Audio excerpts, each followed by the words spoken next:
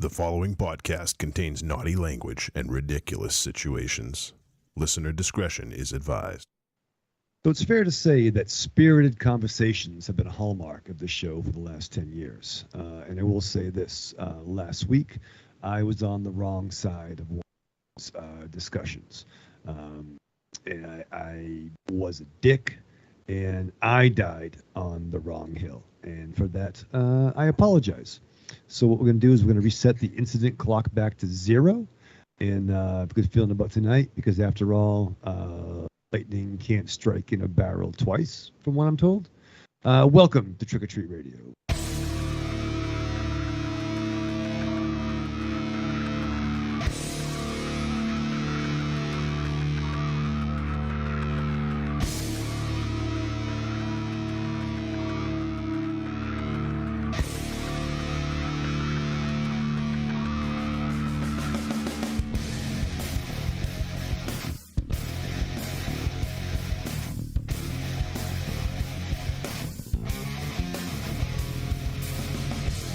Welcome to episode 530 of Trick or Treat Radio. Trick or Treat Radio is the world's most dangerous podcast. It is brought to you by blah, blah, blah. What am I saying? How many times have I done this? It is recorded in front of an undead studio audience here at Castle Wolfenstein, and also in the lair of Lost Swag within the Raven Chateau, and also the lair of the gods. And the Saloum River, apparently. Maybe that's where we're coming from this week. So, we are live on episode 530, or live if you're watching live. If you're not watching live, then you know what? We're not fucking live. But it hasn't been edited, so technically we're live, right? Is that how that works? I think it would be a live recording, wouldn't it be? Yeah, there you go. A live recording. Live to tape. There was Kiss Alive, right? That was a live record. Whoa, I ain't kissing any of you guys. Really?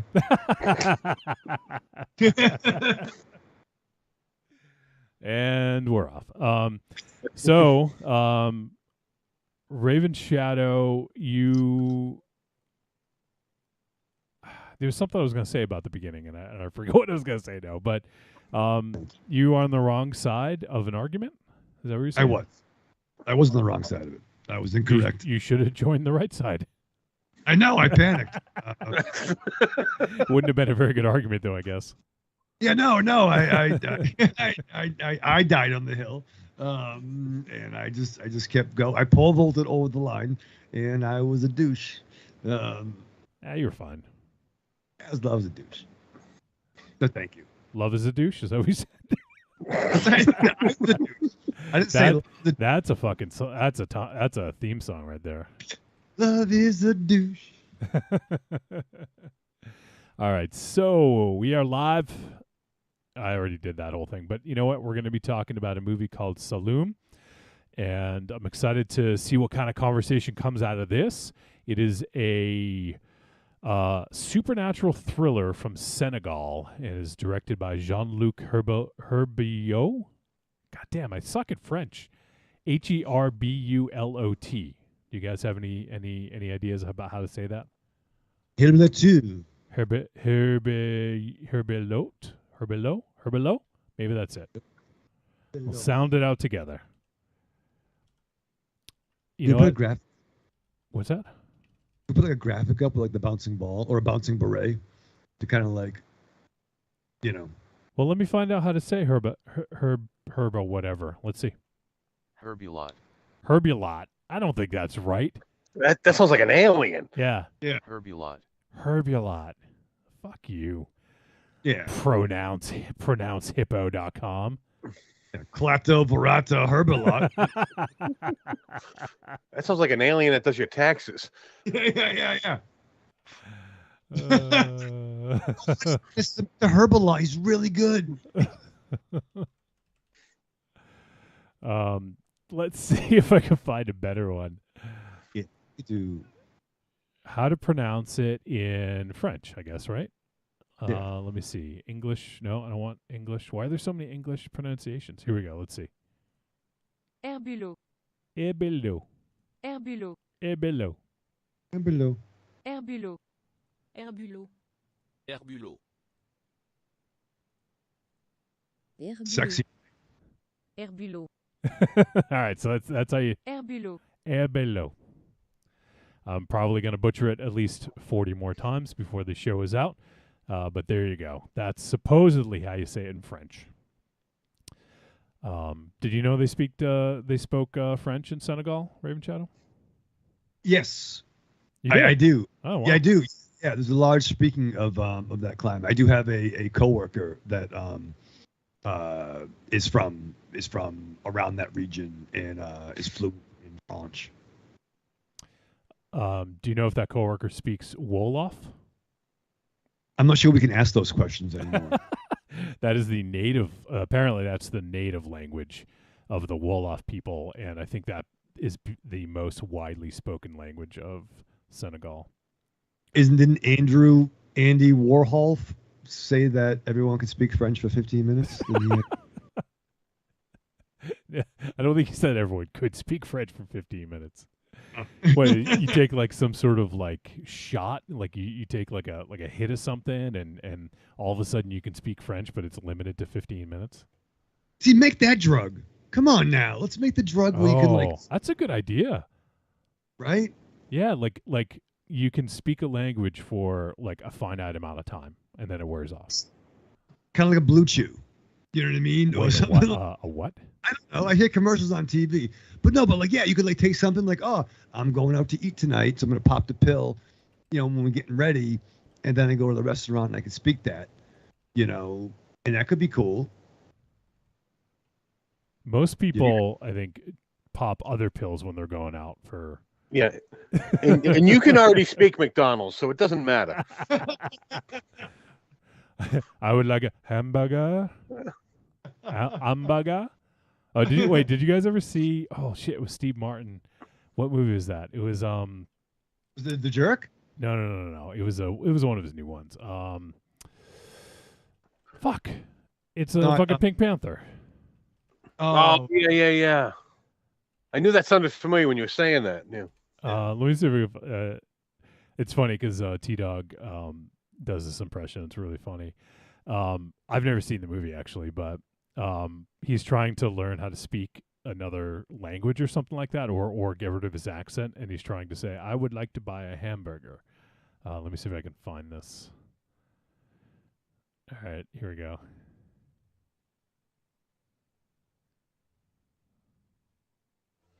If I'm going to America, I'm going to have to learn to speak with a flawless American accent so as not to arouse suspicion.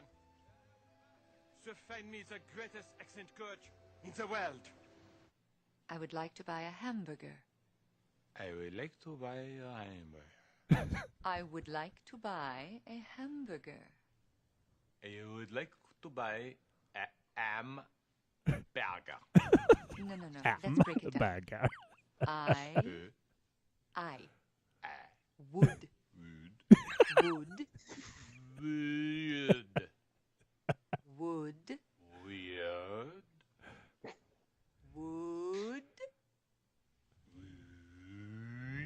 like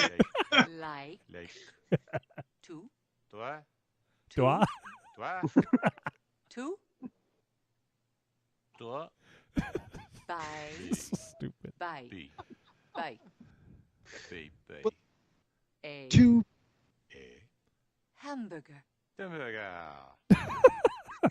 All right, that's enough. Was that right, Shadow? To be fair, Wolfie, that sounds like when you used to take mine in like Tron's order from the manor. When you would like, yeah, I'm gonna get food. I'm like, all right, what do you guys want? And we tried it, and you'd have to pull it out of us. And it sounded like how. Yeah. I would like to buy a black olive pizza.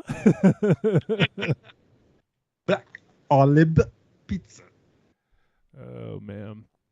Yeah, I forgot how to pronounce that guy's name already. Herbelo.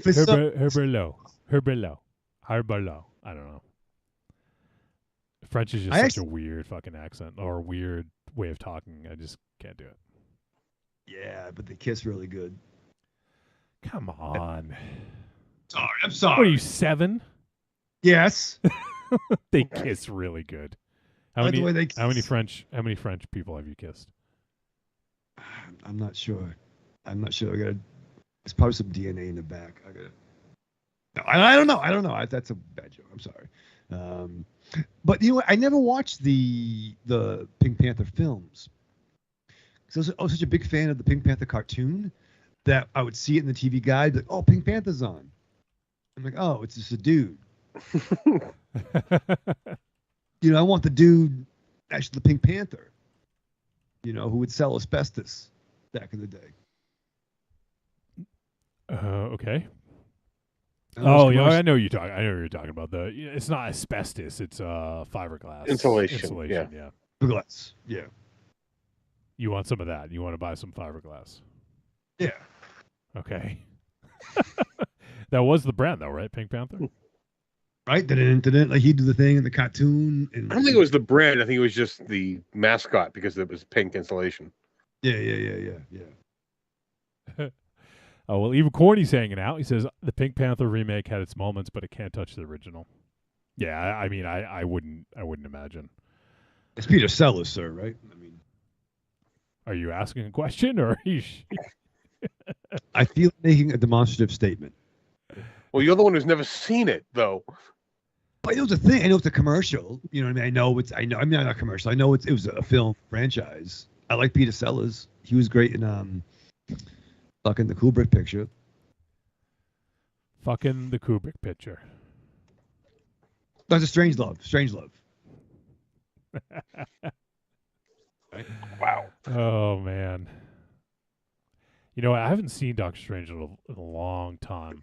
I remember George C. Scott, but you're right. Peter Sellers was in that. Yeah. Yeah. George C. Scott, Peter Bull, James Earl Jones was in it. That's right. Oh yeah. I haven't seen that Aries since I watched that with Provost. When I was probably maybe 21, maybe 22. I think the last time I saw it was late 80s, early 90s. Like it was like I wasn't driving. I know that much. So it was definitely late 80s, early 90s. Actually, I was 19 or 20. I wasn't 21 yet. You remember Provost, though, right? Oh, yeah. Nelson looking motherfucker. Nelson looking motherfucker. Yeah. So we're doing Saloum. We're talking about that tonight. You know what? I'm not even sure if I'm saying that correct. Let me look up. How do we pronounce? The internet is a wonderful thing. Like, if it wasn't for the internet, we'd never know how to pronounce anything, right? True, and there wouldn't be any arguing. Well, that's probably true. There wouldn't be fanboys like flipping out over fucking nerdy shows that we never would have had in the past. Fucking mermaids! Oh God, yeah. It's fucking so dumb. Like, it's, I don't know. I'm not gonna get too into it, but like they have no problem with like whitewashing like roles for the last like 100 fucking years, right? But you make a mermaid black and like, oh my God. Stop the world. We can't deal with this. Don't take on mermaids. Don't take it. What did who's the guy? Right. Nipsey Russell. The great Nipsey Russell. He had a bit back in the days like about mermaid. He actually had a mermaid bit back in like probably the 80s. Something along the lines of, not enough woman to make love to and too much fish to fry. Wow. Okay. I didn't write it. Nipsey Russell. No. It took me a second to take in that statement. And Are you sure you didn't write it? I didn't write it. No, I ain't gonna fuck with Nipsey. Right. Yeah, I mean, I remember the thing I remember him most from, which is kind of crazy, is that movie Wildcats. Yeah. Which is where that's where I learned that he the line, yeah. right. But he was I mean, looking at his bio, he was an actor, comedian, poet, dancer, and he was on a lot of game show panels in the 60s through the 90s. He was on Match Game, Password, Hollywood Squares, To Tell the Truth, and Pyramid. And says his appearances were often distinguished by short, humorous poems he recited during the broadcast, which led to his nickname, the Poet Laureate of Television. We should be the Poet Laureate of podcasting. Ooh, we are. Sometimes with your fucking drivel, you almost are Raven Shadow. Can we trademark that? Let's call marketing.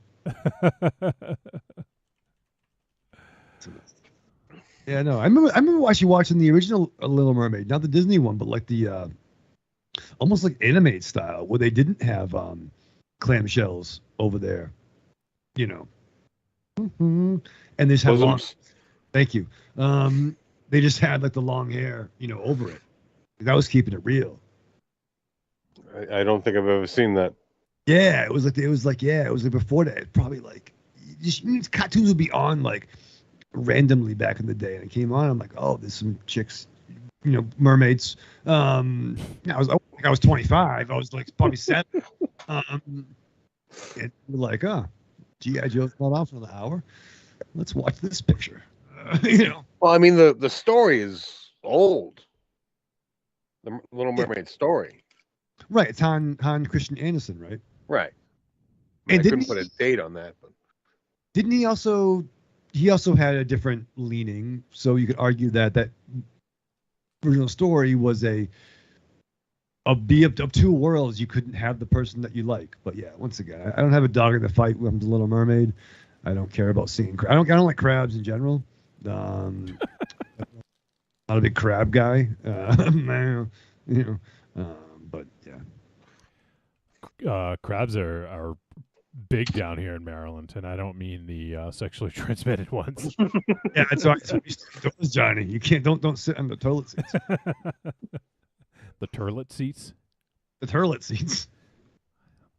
All right, what do we got going on this week? So I mentioned the movie we're going to talk about. If you guys want to get in a voice message, whether it's your thoughts on the film, thoughts about any shows, any other films you've been checking out, things you're looking forward to. I know the spooky season is coming up.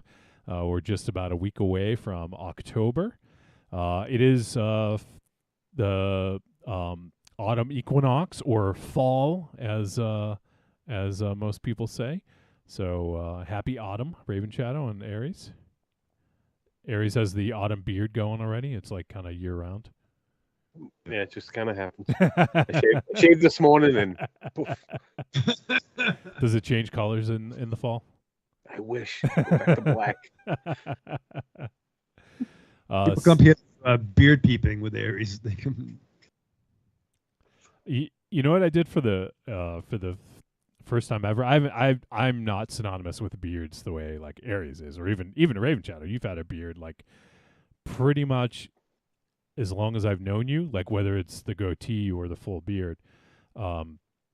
You've always had some sort of facial hair almost as long as I've known you. And Yes. I used to rock just like the goatee and sometimes have the sideburns, but it's the beard for me is still like a fairly new thing. So I'm getting into some beard grooming. I got some beard wash. Do you use anything like that, Aries? Yeah, I have a wash. I have a couple of waxes and some oils. Nice. Special comb. Yeah, I've kind of gotten a. Oh, sorry. I was gonna say I just got a little beard brush too. Oh yeah. I kind of got away from all that once the pandemic hit, because it's just like I'm not gonna maintain my beard for the people at work. Like they just. Hey, Why Bob, not? Yeah. They'll come up to you and be like, Aries, you really let yourself go here. You've given up your godlike duties and not performing your beard grooming. I know you just cut down 4 flaming trees, but tighten up that neck a little bit there, son. So yeah, I first time I've ever used. Well, actually, I had a beard oil I would use once in a while, but I didn't really need a beard oil. But yeah, got a little beard wash gets a little itchy under there, but yeah, it's exciting stuff. What scent beard oil, if I may ask? Well, I'm trying to remember. Actually, it was from a company that T-Dog was like an ambassador for. I think it was just.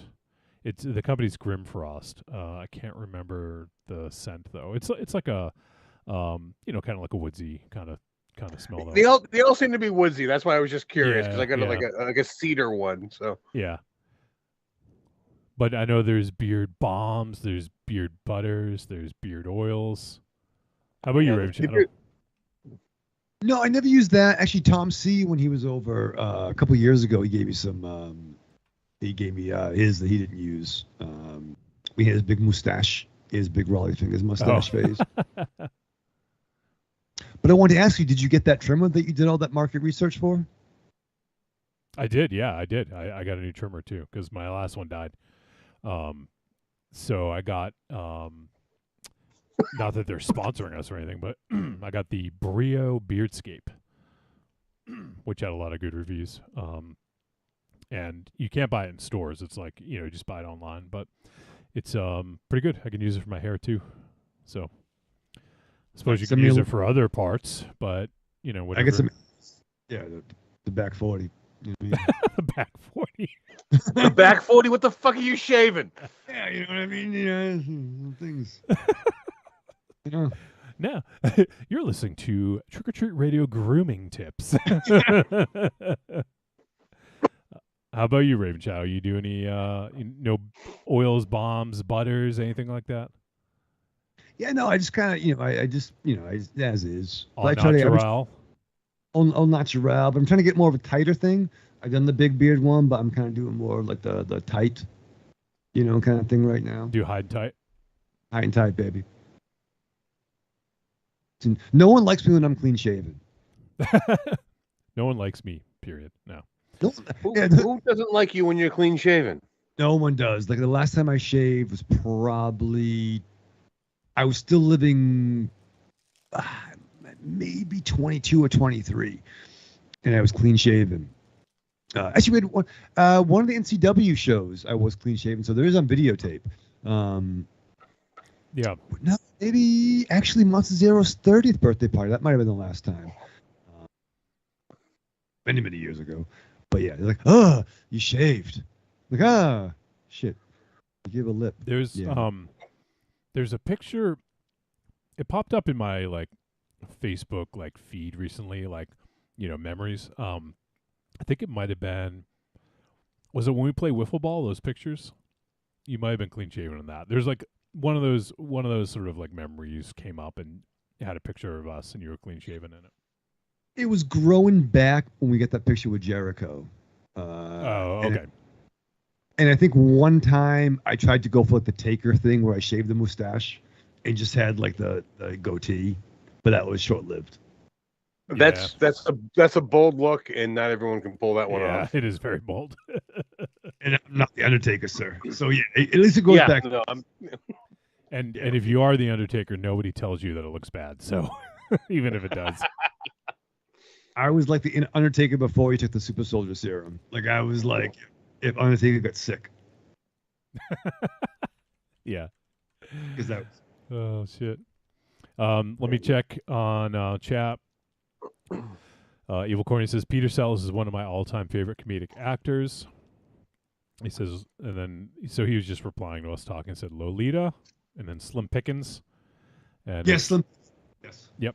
He says, I always wanted to be the Nipsey Russell of podcasting. I just randomly appear on podcasts for sweeps month and such. Right. Oh, shit. Corny says, Raven Shadow just uses Just for Men. Talking about your beard. I don't use Just for Men, Corny. That's fucked up. It's fucked up, Johnny. No. He's really, he's got a, he's keeps jabbing you on that. I don't get it. Maybe Corny should grow a beard. How would Corny look with the beard? Sexy. Putting him over. No, the grayness is encroaching down. For some reason on the left-hand side. I had the left-hand side of grayness. It's weird. The left hand of grayness. Left side of grayness. All right. So let's see. Shows. I watched some shows. I got a little bit further on Cobra Kai. I'm kind of slow milking it. You know, I think I'm on episode. I think I watched 5 or 6 most recently. I don't remember, but anyone else? Raven Shadow's way behind. I know. Anyone else watch it yet? I have not. Well, I'm not way behind. I'm just not current. So I am on season 5. I just haven't started it yet. So Yeah, I'm the one who's way behind. All right. I haven't done 4 yet. So. All right. I apologize, Raven Shadow. I got you guys mixed up. Another mistake like that, we're kicking you out the show. But no, I'm looking to binge that next week. On vacation? Yeah, I got a play date. You're gonna go to the Cape and binge watch Cobra Kai. Yeah, what the fuck? Yeah, with the beach in the back. Who does that? Well, What? With the beach in the background. Yeah. Down to the safe house. You know what I mean? Oh, God. I hope it wasn't like the safe house in this movie. Oh, much better than that. Much better than that. But yeah, we're gonna watch that. I'm excited. No, I can't wait to watch that. I'm very excited. Once again, it's a broken record. Stargirl killing it. Oh my goodness, it's really good. I know. Probably did the Andor drop? Did the Andor drop yesterday? Yeah, first 3 episodes. First 3 episodes. Yeah, first 3. Oh, they're fucking pulling their guns out. There's 12 episodes in this season, and I think it was a good thing that they dropped all 3 because it tells like a cohesive story and it has like a satisfying ending of this kind of like 3-part arc. I feel like if they had only released 1 or 2, I think people would have maybe not been as happy with it, you know? Oh, so I was talking to Rock Monday or Tuesday. It was Tuesday, I think. I've only seen Rogue One once theatrically. Should I rewatch that prior to jumping on the show? I don't think so. I mean, it wouldn't hurt, but I mean, it's going back 5 years to find out where Cassian started on his journey to with the rebellion. So, yeah, I mean, it's before Rogue One, so unless you want to be like me and nitpick that things don't line up. Right. There was a plan all along, Ares. but so obviously you haven't seen it. Have you are you going to watch it, Aries? I am going to watch it. Yeah, I didn't even realize it dropped yet. Yep. So first 3 episodes. Obviously I won't give any spoilers at all. If you guys want to hear me talk about it, I talked about it for over 3 hours on the Star Wars show. So you can go listen to that on Force Insensitive, a Star Wars podcast. But I really dug it. And what I'll say, and I hope this isn't spoiler, it's literally the opening scene. The opening scene, Cassian Andor is going to a brothel. Yeah. In Star Wars. He goes to a brothel. He's in a brothel. And also keep your ears open. First ever curse in Star Wars. Wait a second. I thought Nerf herder was a curse, no? Well, Yeah. real world curse. Like our swear words. Like George Carlin style. Oh. Like one of the 7 no-nos? Yes.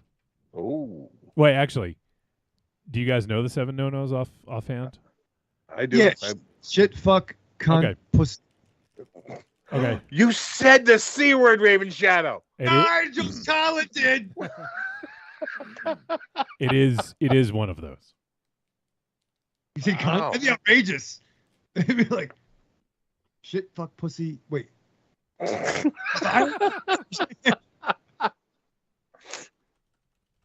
I don't know.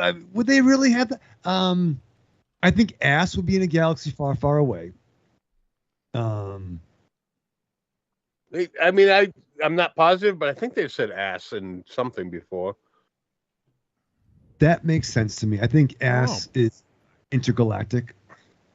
I mean, they have their own swears, like they say, dank Farrak, and like you said, scruffy looking nerf herder is.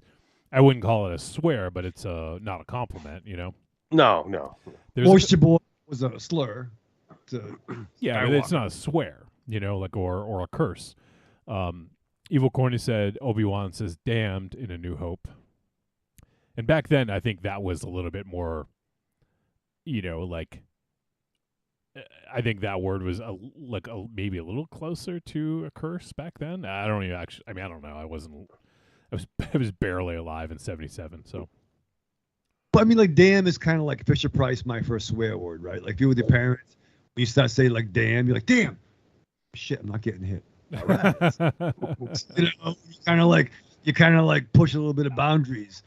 You're like, what the fuck, Graham? Oh shit! And then you cross the line, and you drop the F-bomb. Yeah. So the funny thing is, when it happens, I won't say anything more about it. I actually didn't even notice it because it completely fit in with like the tone of the show. Like, to me, it wasn't even like a big deal until like I saw people freaking out about it online, and I was like, oh, okay. And just because it didn't really register because it just fit, but yeah, it's good. It's really good. It's super cinematic, and it feels, while the other shows have felt, like they look really good and everything. I just feel there's something different about this show. It makes it very cinematic. They used all sets and locations. They didn't use any of that stagecraft technology that they used on Obi-Wan and Mandalorian and Book of Boba Fett. These are all on location, and they built like a city for, like an entire city just for shooting this. Like not a city, but they built like basically a small town. Yeah. That a set that is basically like a small town.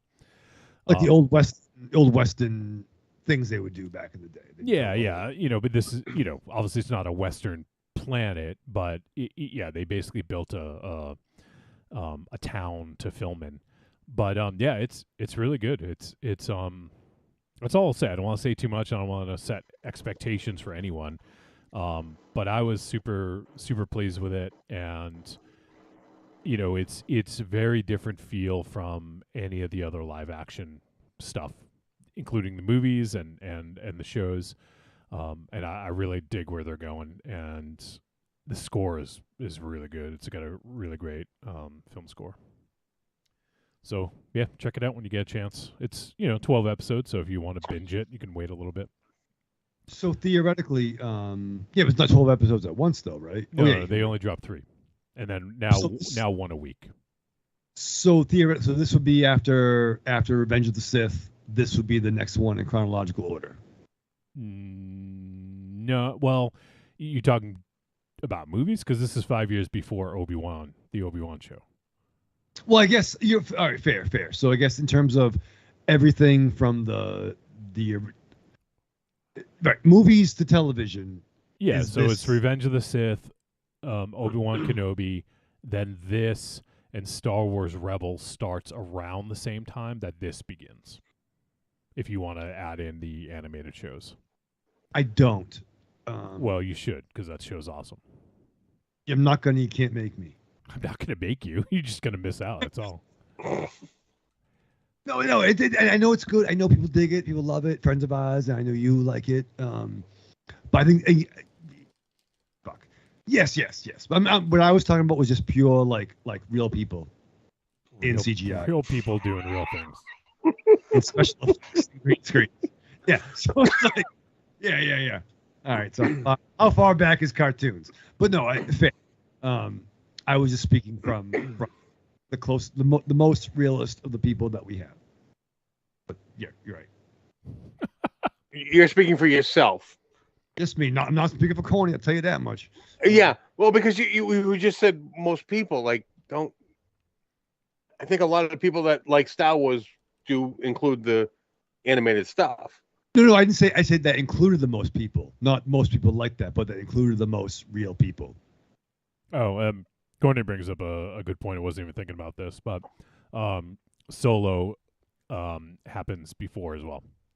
Yeah, I was wondering about that, where that was dropping in there. So before the first Star Wars, right? Yeah, it's Episode 4. Solo.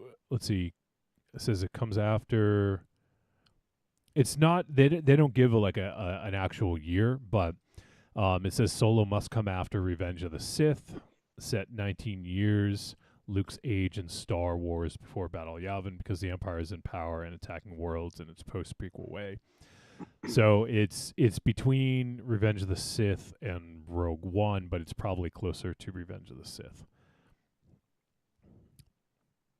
Maybe Corny knows exactly. I don't know if they've ever said how,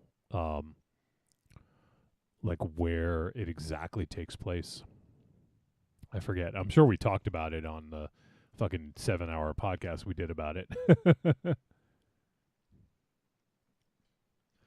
So I'm sure someone's made a flow chart and mapped everything out. If you really looked it up.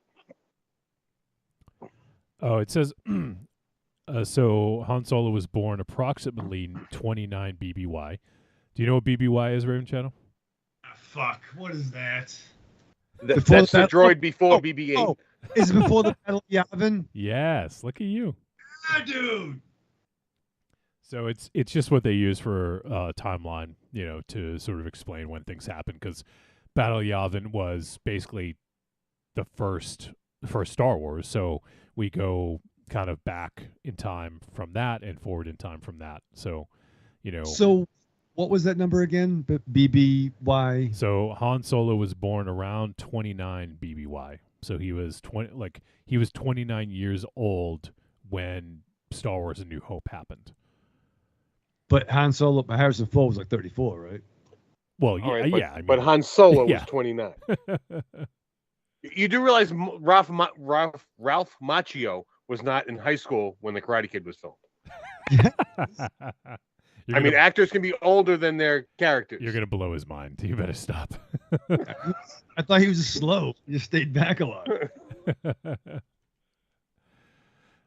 So it looks like Solo may have taken place around 10 BBY, which is around when Kenobi took place. So there you go. So I was 1 BBY. Yes. Technically, if Battle of Yavin happened in 1977, you were 1 BBY. That's my new password. That's not a very good one. Tell the world your password.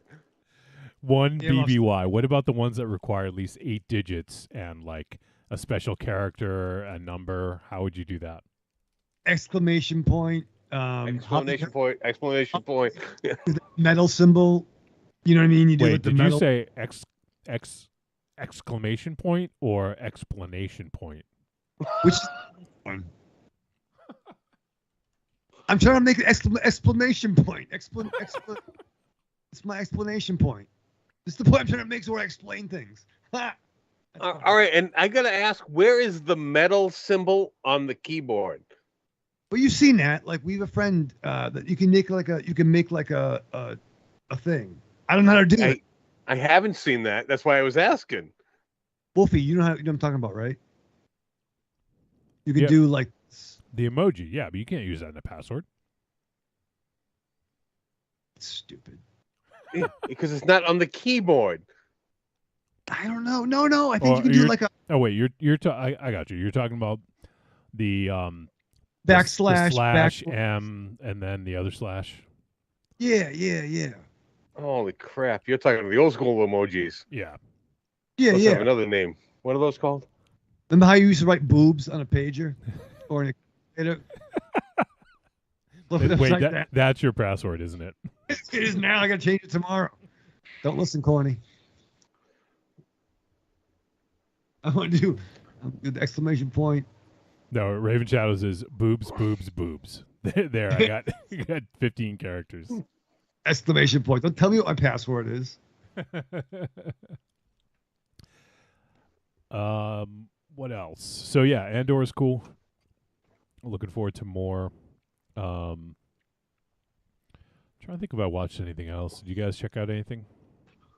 I managed to catch another episode of Sandman, and I'm probably behind the times with this, that I'm not up to date because it's so I haven't old. seen. I haven't started it yet, so you're. Oh, not okay. You're So not that far behind. not that bad. Okay. But you know what? I mean, being that how things are right now, I do feel I need to speak on this little point because a character showed up that I've been waiting for. This is a character I really liked.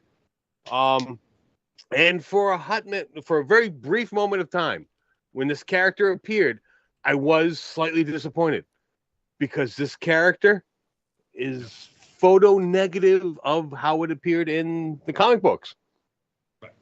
Probably the easiest way I can put that. In case I know which character you're talking about now. Yeah, I mean, in case you're slow, Death finally showed up, and she is not the pale goth girl she was in the comic book. She's now a black woman. And simply because I liked that pale goth girl in the comic books, when she showed up, I was like, oh. But then the show moved on, and the actress portrayed Death perfectly. And I shouldn't say instantly, but I got over it, and now I have two versions of Death that I really like. And you know what? And it's perfectly fine.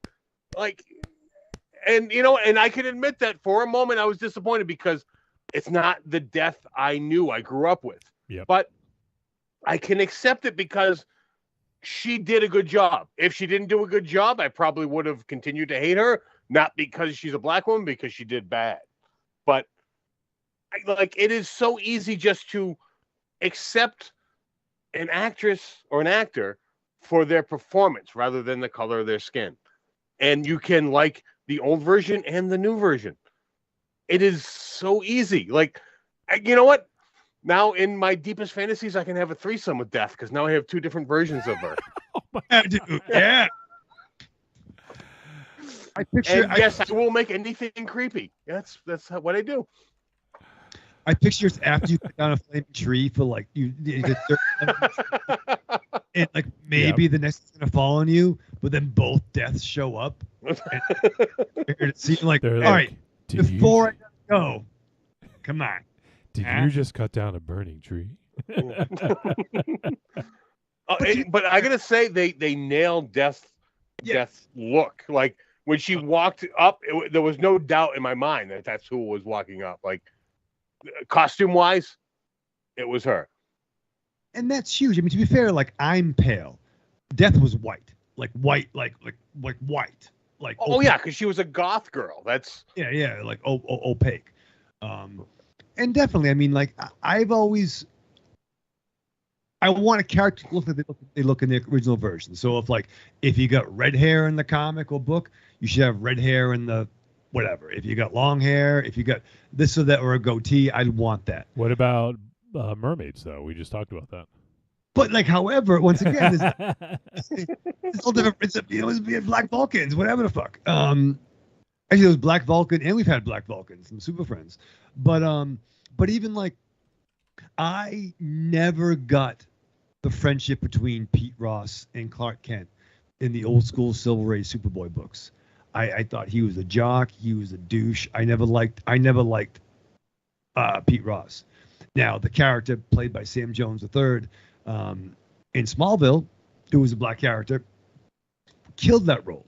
And we've seen that before. So yes, absolutely. I want Aquaman has blonde hair, right? Momoa kind of had the whole frosted highlights. The highlights. Frosted tips. Still should have been Lobo. They've not had a Barry Allen that had blonde hair. Fine, whatever. It's gonna. I mean, Amy Adams could have dyed her hair for Lois, but fine. I'm not gonna die. I'm not. Right, exactly. Another hill you're not going to die on. I'm trying not. Trying to get better. But end of the day, right? As long as you have the spirit, you know. Plucky I mean, spirit. well, I mean, I think the look of the character is how much you have invested in that character. Right. If a blonde Superman showed up, I would be pissed because Superman is not blonde. And I don't know how much it would take to get over that for me. That'd be challenging. What about a black Yeah. Superman? I mean, I don't mean to make it No. controversial, But that would we're gonna no, see no, it. no. But a black Superman has appeared in comic books. Yeah. I have not read those books. I would not. It would not bother me as much as a blonde Superman, but it would take me a little bit to get used to that. Yeah. And I mean, here's one fucking two. Not for nothing. John Constantine is British and blonde. Right. Oh yeah, this dovetails nicely into current events, right? Now, that's a statement. Like, once again, James Bond should never be played by an American actor. James Bond should only be played by a European descent. I feel that's a thing too.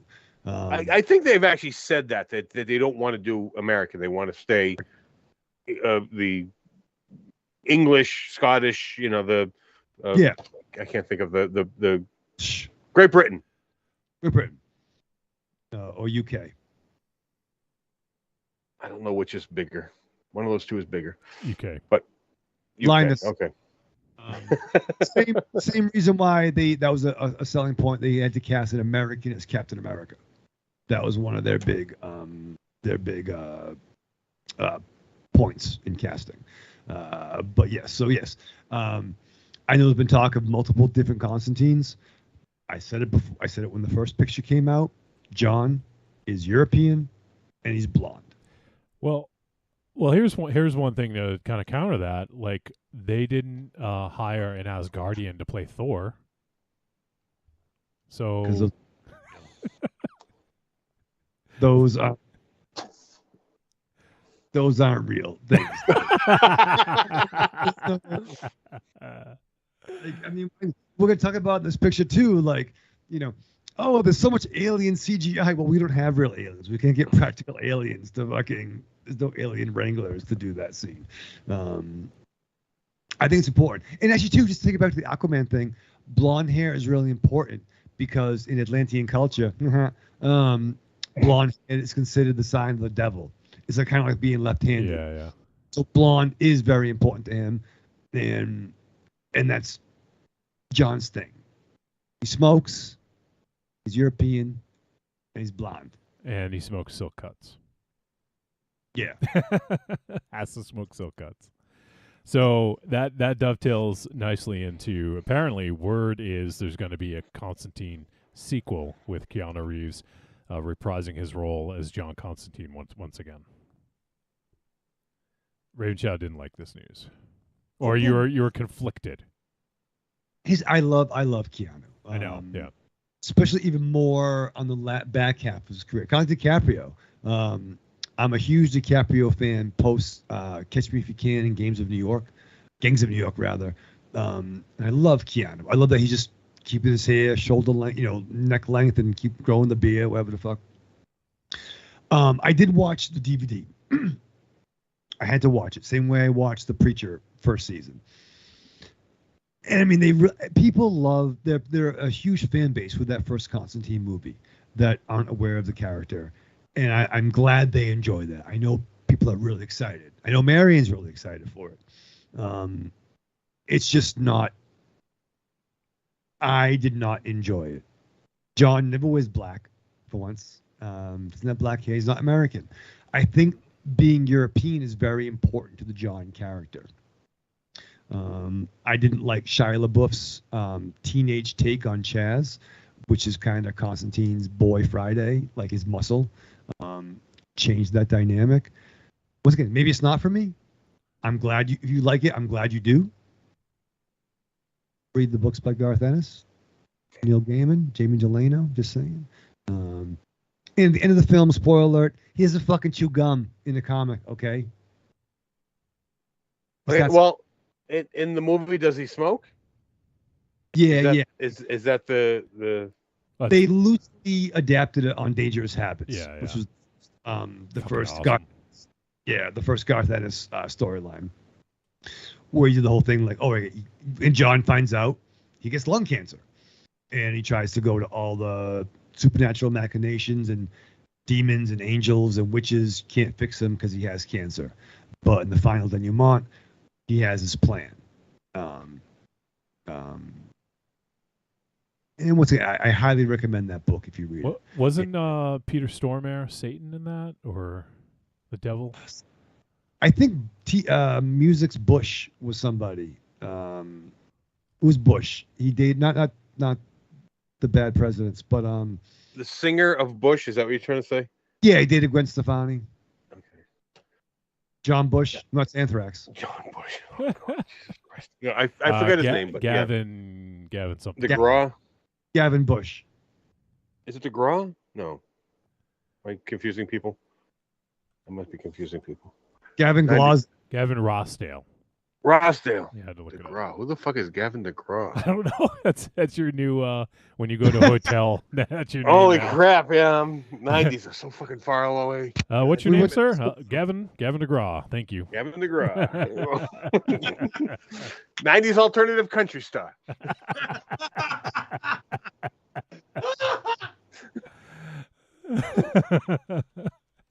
Yes.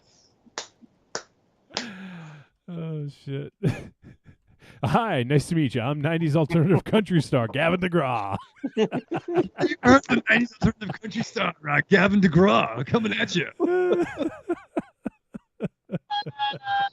You have to tell someone that's your name sometime. Aries for the longest time told this one person or the people at Denny's that his name was Logan. Oh yeah, They to the knew him point as where Logan.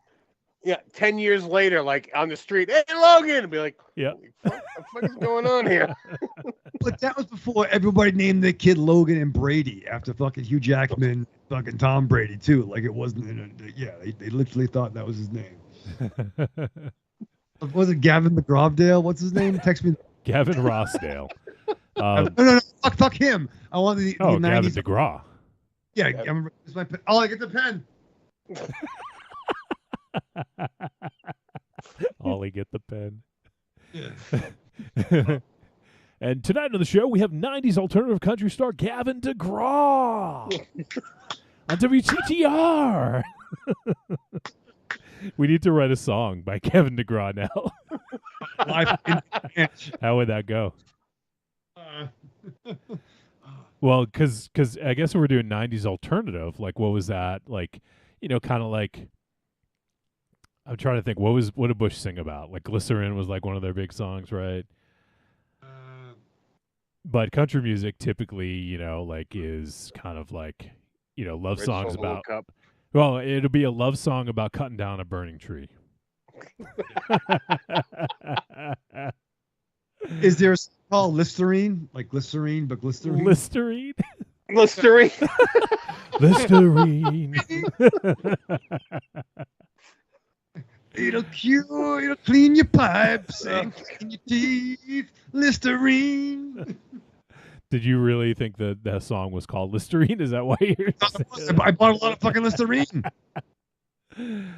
Evil Corny calls it grunge country. Yeah. Could be gruntry. Yeah, Gruntry. Country.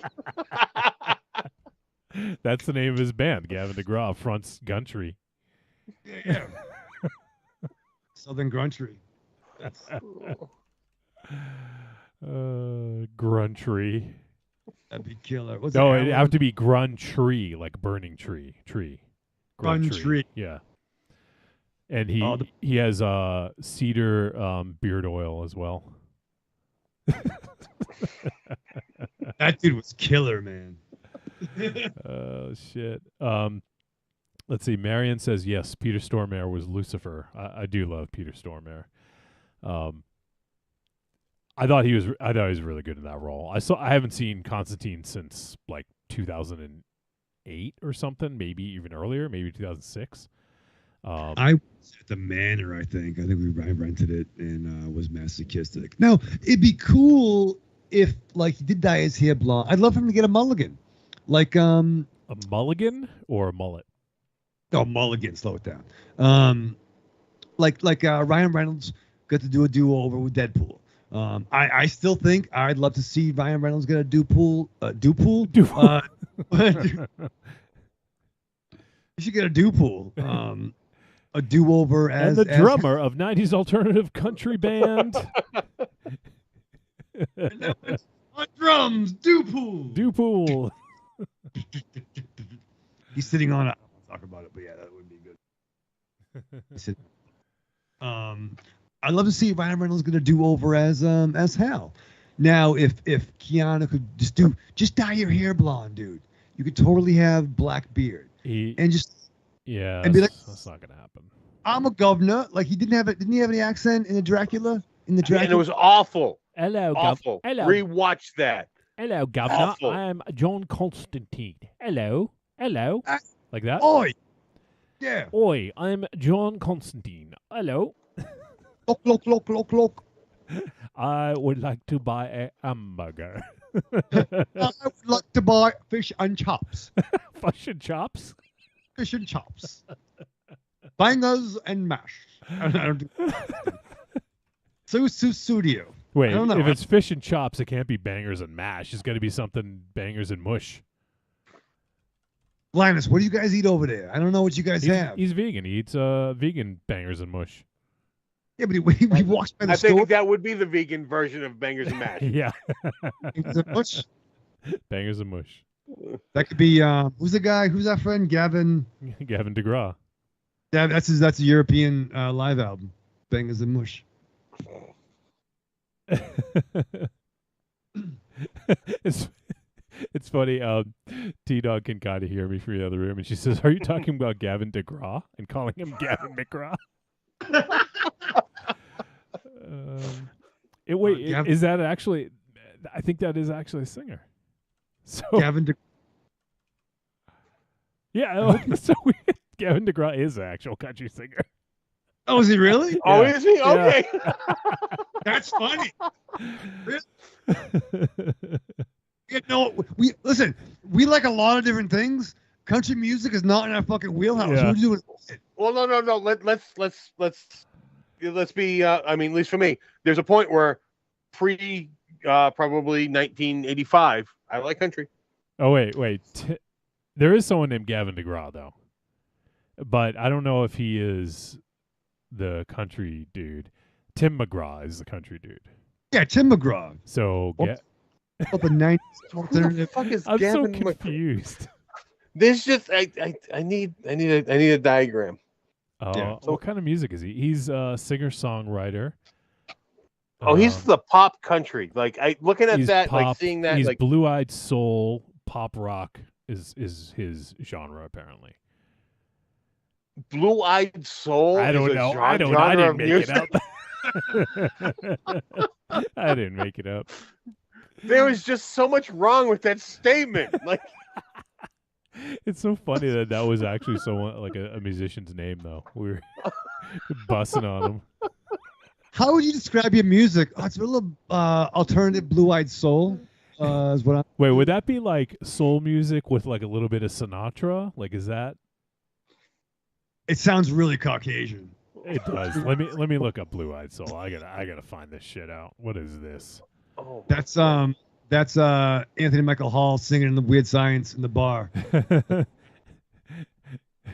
Blue Eyed Soul, also called White Soul. So yes, Yeah. is rhythm and blues and soul music performed by white artists. The slang coined in the mid '60s was invoked by music magazines in the '60s, such as Life, who used it for the Righteous Brothers, Barry McGuire, Sonny and Cher. Other times it meant style and mannerisms associated with soul music sung by white musicians. Though many rhythm and blues radio stations in the U.S. in that period would only play music by black musicians, some began to play music by white acts considered to have soul feeling, and their music was then described as blue-eyed soul. I don't want to do that. That's not good.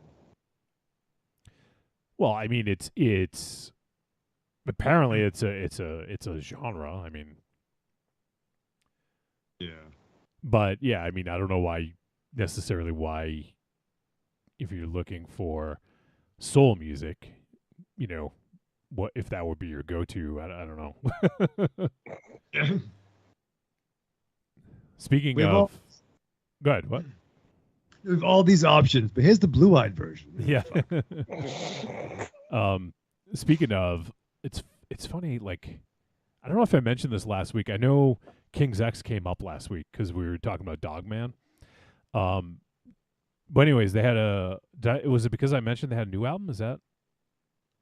Well, it was that, and the lead singer was 71 years old. Okay, that's okay. So yeah, because I found out they had a new album, and it was their first in 14 years, and I kind of looked them up because I liked them a lot back in the early, in the 90s, I guess. And in looking up, like, it's interesting because when you liked a band, like back then, like let's say 80s, 90s, you would have to get your information from like magazines, like if you wanted to find out about a band, you had to like read an interview or whatever. But now, like, you can go online and watch fucking people do, like mini documentaries about them, like video essays on YouTube, or you can find like old interviews and stuff like that. So it's actually really awesome, like for anything, to go back something you were into, whether it was a movie or a band or anything like that. But yeah, so I went back and like got more, like watched some of this stuff because I was like, oh yeah, I love King's X, but I didn't really know much about them back then, But apparently, so yeah, Doug Pinnick, who is the singer, he was actually offered the job of singing for Deep Purple after one of their singers left, and he turned it down. He's like, nope, I got my own band. But he is, speaking of soul, like he adds like an element of soul to music, to rock music, that like you didn't hear very much of, at least in modern sort of rock metal 80s 90s. Like, for instance, like Jimi Hendrix obviously had some soul. There's like Little Richard and stuff like that who played rock and roll. But I'm talking yeah. But I'm talking about like sort of more modern MTV sort of like era. But yeah, it's so it's cool like finding out more about them, and fucking 71, and the dude is still like kicking ass. It's awesome. I told you I saw King's X. Yeah, we talked about that because I think we're at the same show. Oh yeah. Shit. But yeah, they were awesome. So I went back and I've been listening to their first 4 albums like a lot this week, including Dogman. Well, actually, was Dogman there? No, Dogman was their 5th. I didn't listen to their 4th album, but that album is fucking awesome. Give me $1. That's all you, dude. That's fucking yeah. So yeah. Anyways, there you go. King's X. If you guys have never heard King's X, go listen to them. They it's funny. I actually, one of the other things I saw was that they were I didn't know this at the time, but I guess a lot of grunge musicians. This is kind of bringing it around to Gavin DeGraw, 90s alternative country star.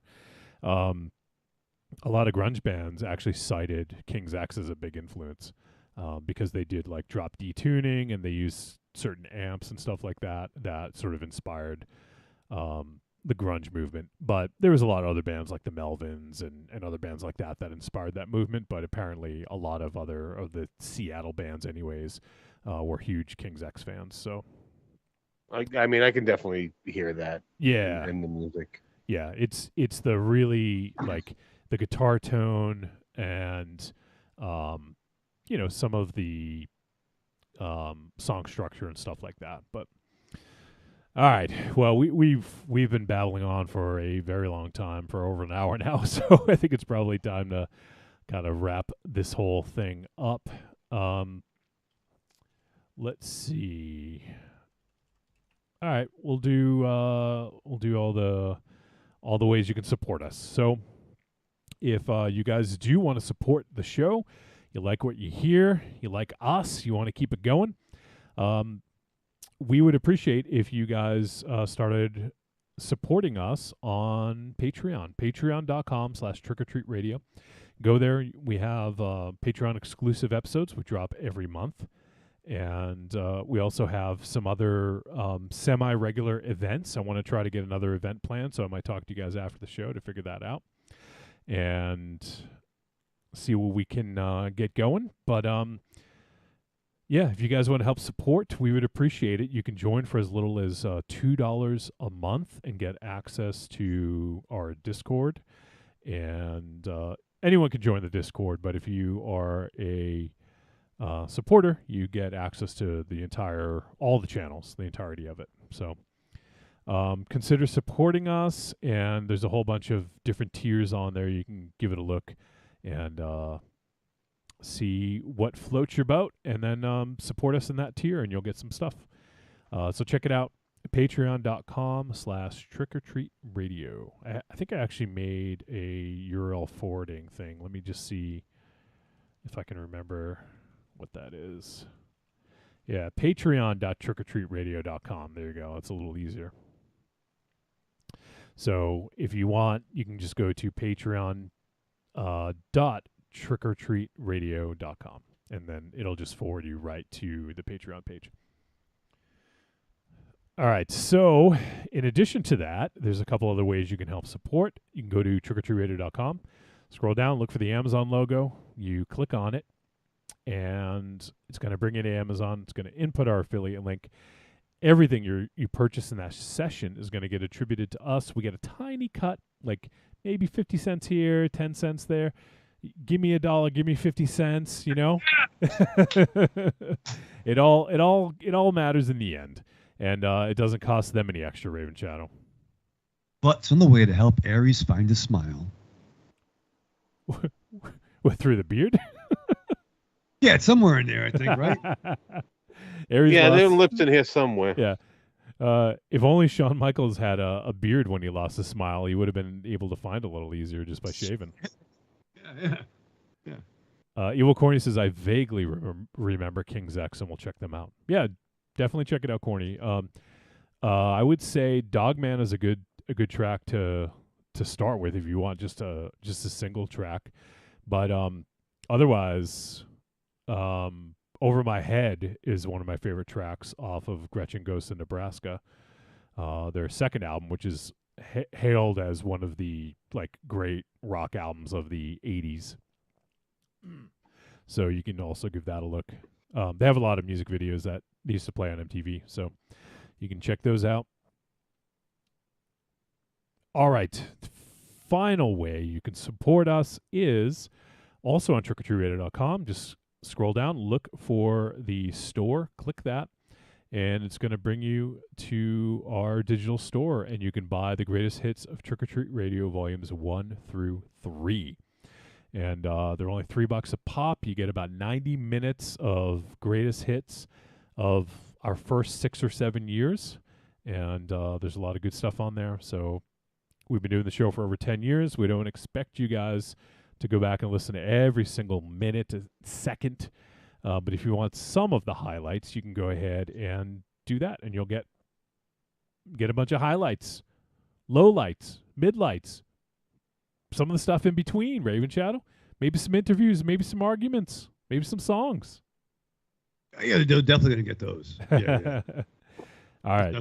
Now, Michael Raven Shadow, when you watched Saloum this week, what did you do to prepare for this movie? I'm really curious. I was fucking pissed off, Johnny. I had a problem with my dryer. You know what I mean? With your dryer.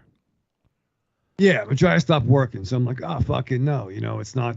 Maybe it's a belt. Maybe it's a belt, right? I did some research, though, because if it was my belt, I'd be able to still have it turn on but it wouldn't turn, right? So I'm like, okay, it's not that. And I realized, you know what? It's just a little cap, little knob was broken off the plastic. So I'm like, you know what? I ordered a fucking pot. Pot came in, went to go put it in. Pot in the back, little nub in the back, popped off, fell down the back of my fucking dryer. This is awesome. It's not awesome. So now I gotta unplug it, take it fucking out. This is like fucking an hour, 2 hours before the fucking show. I was all confident for doing the diagnosis. So now, get ready to go on vacation, go do some laundry. I gotta air dry. Air dry, and calling a grown up. So you better believe I'm gonna fucking strap on. You go through your week with the same old routine.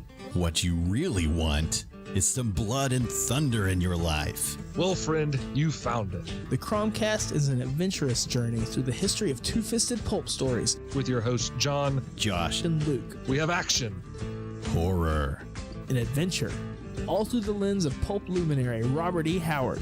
Don't just stay in your ordinary life. Find your pulp life at thecromcast.blogspot.com. The Cromcast. The Cromcast. The Cromcast. A podcast for the barbarian at heart. I'm Mike Allred. For the gidgiest listening experience, you gotta check out Trick or Treat Radio. The following message is a paid advertisement for the Cult of Muscle podcast. The Cult of Muscle. You're either in it or you're dead. It's the dawning of a new age. The halls of Valhalla have been shuttered. The heroes of yore have either retreated to the shadows or taken to capering for the amusement of the small folk. Their past glory is a distant memory. The barbells have been torn from their once puma-strong grips. The beards shorn from their square jaws, only to be transplanted onto flannel-clad, puny weaklings with fingers barely powerful enough to strum a ukulele. The time has come, my brothers, to restore order from the chaos. No longer will our heroes be forgotten. No longer will their great deeds be viewed through a foggy lens of irony. Hear now our rallying cry as we scream it from the mountaintops, as we bellow it from iTunes and Libsyn and Facebook. It's time to join the cult, my brothers. So don your cloaks and enter the Cult of Muscle. I could be standing outside a woman's prison in a fistful of 50s and a bouquet of dildos, and no woman would come near me. Did you say a bouquet of dildos?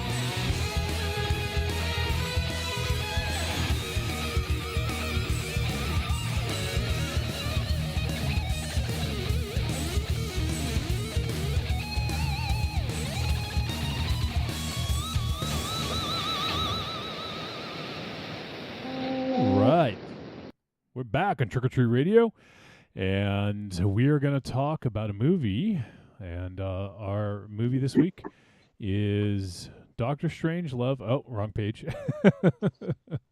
Just kidding. We're going to talk about the movie Saloum. Actually, let me see. I looked that up to see if I was saying it correctly. No, I don't know where that page went. Let me see if I can bring it up again. We'll probably say it a few times, so I want to make sure that it is somewhat accurate. Let's see. All right, how to pronounce. Let's see what this is. Saloum. Saloum. That's the white version. Saloum. Let's try one more time. Let's see. This one's not playing apparently. Saloum. Saloum. All right, fine. We'll fuck it. We'll go with Saloum because tried a couple of different ones and that's what they say. All right, so Saloum is 84 minutes. It is written and directed by Jean-Luc Herbeau, and it, God, this is going to be I'm going to butcher everybody's name, but it stars Jan Geil as Chaka, Evelyn Ili Juan as Awa, Roger Sala, Mentor Ba, Bruno Henry, Marielle Salmier, Babacar Ueli, Diaga Mbo, and Kanabase. That's a fucking awesome name. And Renaud Farah. And this is an action horror thriller, or I might go so far as to say it's a supernatural thriller. And the synopsis: in 2003, a trio of mercenaries escaping a coup in Guinea-Bissau take refuge in a hidden region of the Saloum River of Senegal, but something from beyond the grave awaits them there. All right, so this film is streaming exclusively on Shudder here in the States. So you guys with Shudder, you can give it a look and check it out if you haven't already. And this one, I believe, I just need to double check. I think this one might have played at, okay, so it definitely played at TIFF, which is the Toronto International Film Festival. I thought it might have played at Fantasia, but I don't have, I'm not finding that. But anyways, TIFF is you know, probably Midnight Madness. They have a lot of really good genre pictures that play there, and this seems like maybe that's one of the ones. I'm not familiar with the director, Jean-Luc Herbeau, and it looks like he's done a few other. Let's see, he's done mostly television, but he has done some shorts, and he also did a film called Dealer from 2014, which was an action crime thriller that looks pretty interesting. And so, yeah, so he's got 2 pictures in post-production right now. So I don't know if he's, if he's, you know, sort of gotten bigger projects, or if these are just, you know, kind of like done in Senegal. I'm not quite sure, but one of the other ones coming out actually sounds pretty cool. It says it's called Interstate, and it says a supernatural thriller in which a hitman facing an existential crisis decides to exit the game and leave town with the woman he loves, but his plans are disrupted by a mysterious young man and his ruthless former boss. And it stars Asia Argento, that one. Yeah. All right. You have my attention, Mr. Herbeau. Treat. Treat. So yeah, so I heard a pretty good buzz about this flick, and in looking at it and finding a little, you know, kind of reading a little bit about it, it looked like it was going to be kind of slightly Tarantino-esque. Is I saw Tarantino's name kind of thrown around. I saw From Dusk Till Dawn kind of mentioned. So, you know, I was kind of wondering what we're going to get, especially because, you know, it's a film from Senegal. I don't know that I've ever seen a film from Senegal, at least not that I'm aware of. So I was super curious about what we were going to see in this. But yeah, so I wanted to throw it on and check out this flick, and I'm glad that we did because I think it'll be some interesting conversation. So the best way to describe this is, so we have this group. Shit, what was the name? The something hyenas, or was it just the hyenas? I think the filthy hyenas or the violent something. Yeah, something hyenas. Yeah, a little squad, like a little. Not like a Suicide Squad, but they were like a almost.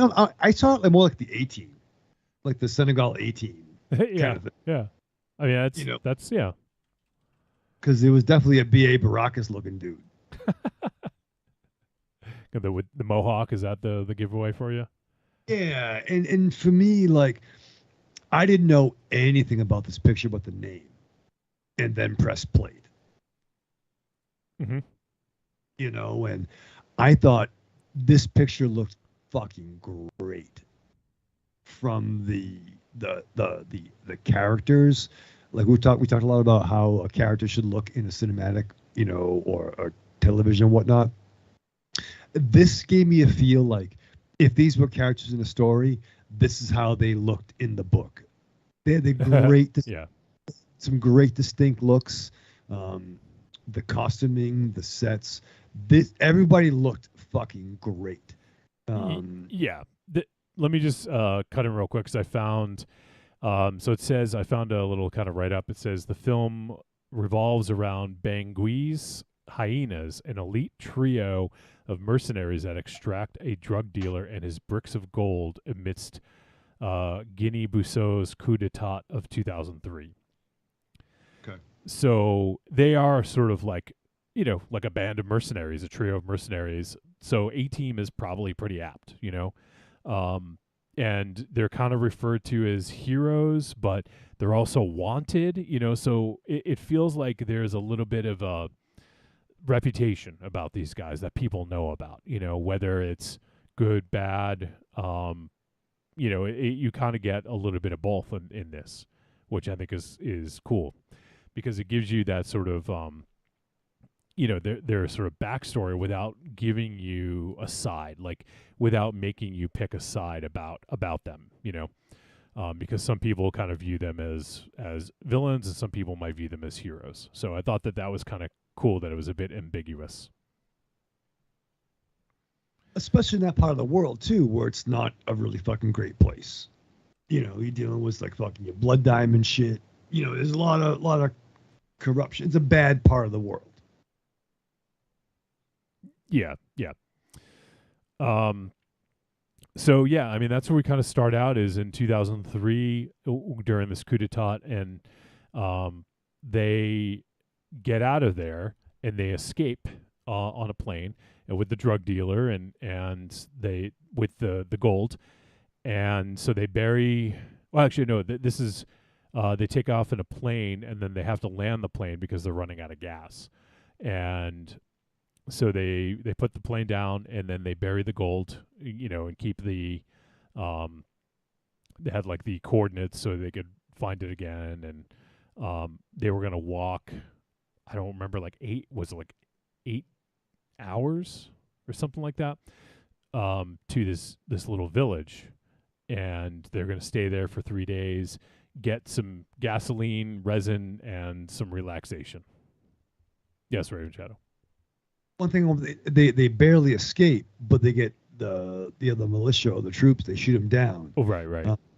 And they're not sure why their plane had to crash. So it wasn't that they were forced to crash in this region. Yeah. And then there's a why. Maybe there's something else that caused them to crash. Question mark. Yeah, and in this movie, like on the surface, it seems pretty. How do you say, like, just it seems like pretty kind of standard, like guys are put in a tough situation and now they have to kind of lay low from the law and kind of wait till things blow over and then go back, get their gold and get out of there basically, or get the gold. And but what we get is something that is a little bit deeper. And as the story sort of like goes on, it's like, ooh, there's some pretty emotional stuff going on with this. And I feel like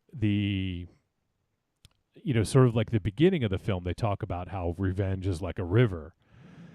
And that ends up being very sort of like integral to the entirety of the movie.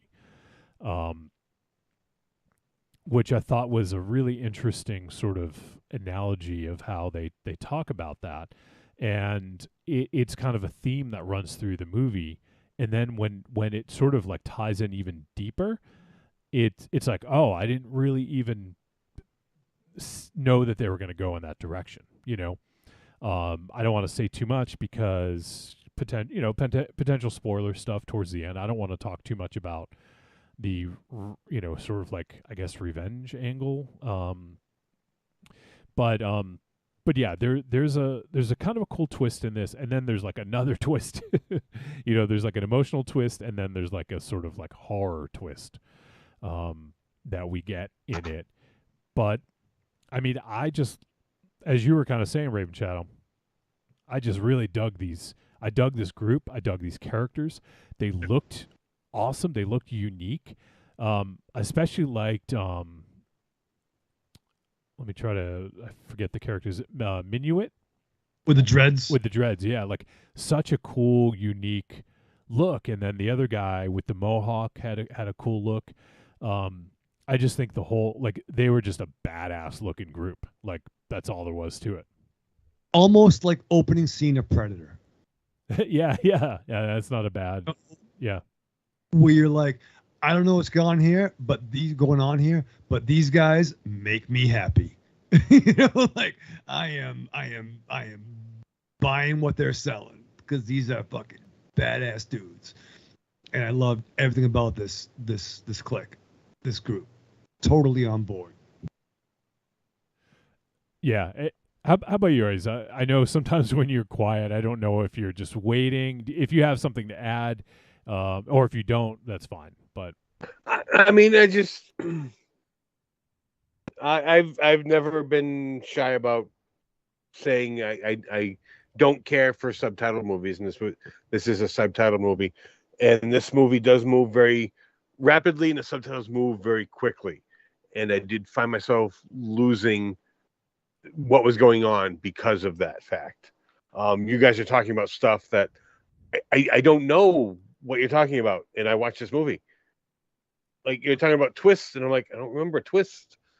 Like, I missed things in this movie because the subtitles disappeared too quickly, and action was happening with subtitles, and I could not follow both. All right. And I didn't think, I mean, I've seen some that was significantly harder to sort of follow. This one did move quick at times. If I looked down or away for half a second, I might have missed something. But I don't know, maybe it's something we can talk off the air to kind of like share some of our thoughts about spoilery type stuff. But yeah, so right off the bat, I mean, when you're making a cool sort of action horror hybrid, I think the important part is you need interesting characters. Like, and because if it's action, you want to, they're probably going to put in some sort of peril, and you want to be able to root for them. Like, that's sort of like, if you're in a movie like this, action horror, where they're thrust into a situation in which something is trying to attack them, or they're trying to fend off some sort of like supernatural force. If you don't care about the characters, then it's just kind of like, well, whatever. Like, it just doesn't grab you as much usually, But I felt immediately like that, whether or not I liked these characters, because we weren't sure if they were good, good or bad. I thought that they were really compelling characters, and they had interesting enough sort of backstory and quirks. Like, there is forgetting his Shaka. He kind of. And actually, it's funny is speaking of A-Team, he is afraid of water. So, Right. you had meant, B.A. Baracus couldn't fly in a helicopter or couldn't fly, period. So they had to knock him out. So I thought it was kind of interesting that to get on the boat, they had to basically like knock him out. Right. So, we had that sort of thing going on. But, there was, and then he was having some flashbacks as well. So that kind of got me, okay, well, what are these flashbacks all about? Like, what is, this trauma that he's buried deep down? And we do get more of that as the story goes on. But I feel like they did a good job of giving you a little to string you along to the next part of like, okay, well, what's going to happen next? What's interesting about these characters and why should I care? And I feel like all that stuff was kind of there, And I think too, like we've made some conversations. All right, like I'm not saying it's an apples to apples comparison, but like similar to like Schwarzenegger's crew in Predator, similar to the A-Team. We're seeing these characters, but it's through a different lens, and we're getting from the African perspective. It's stories that are dealing with a little bit of a change can make things different. And I gotta say, like 30 minutes in, I couldn't figure out why this was chosen for the show. Like I'm into it, but I'm like, why? This is a weird fucking choice.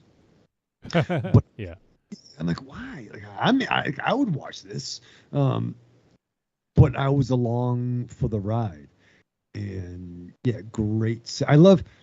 Once again, obviously, it was set on location. I would think it showed how hot it was. I love seeing the sweat on people's faces. Because I fucking some biggest pet peeves I have is shooting a gun in an enclosed space and everyone being okay with it. And I hate being a winter scene and there's no like breath. You know what I mean? There's no like actual like you're really outside. Yeah. But this felt hot. This felt and it's hot too. It's hot too. Like you felt like you were there, like the aromas and the scents and the stuff. I like that a lot.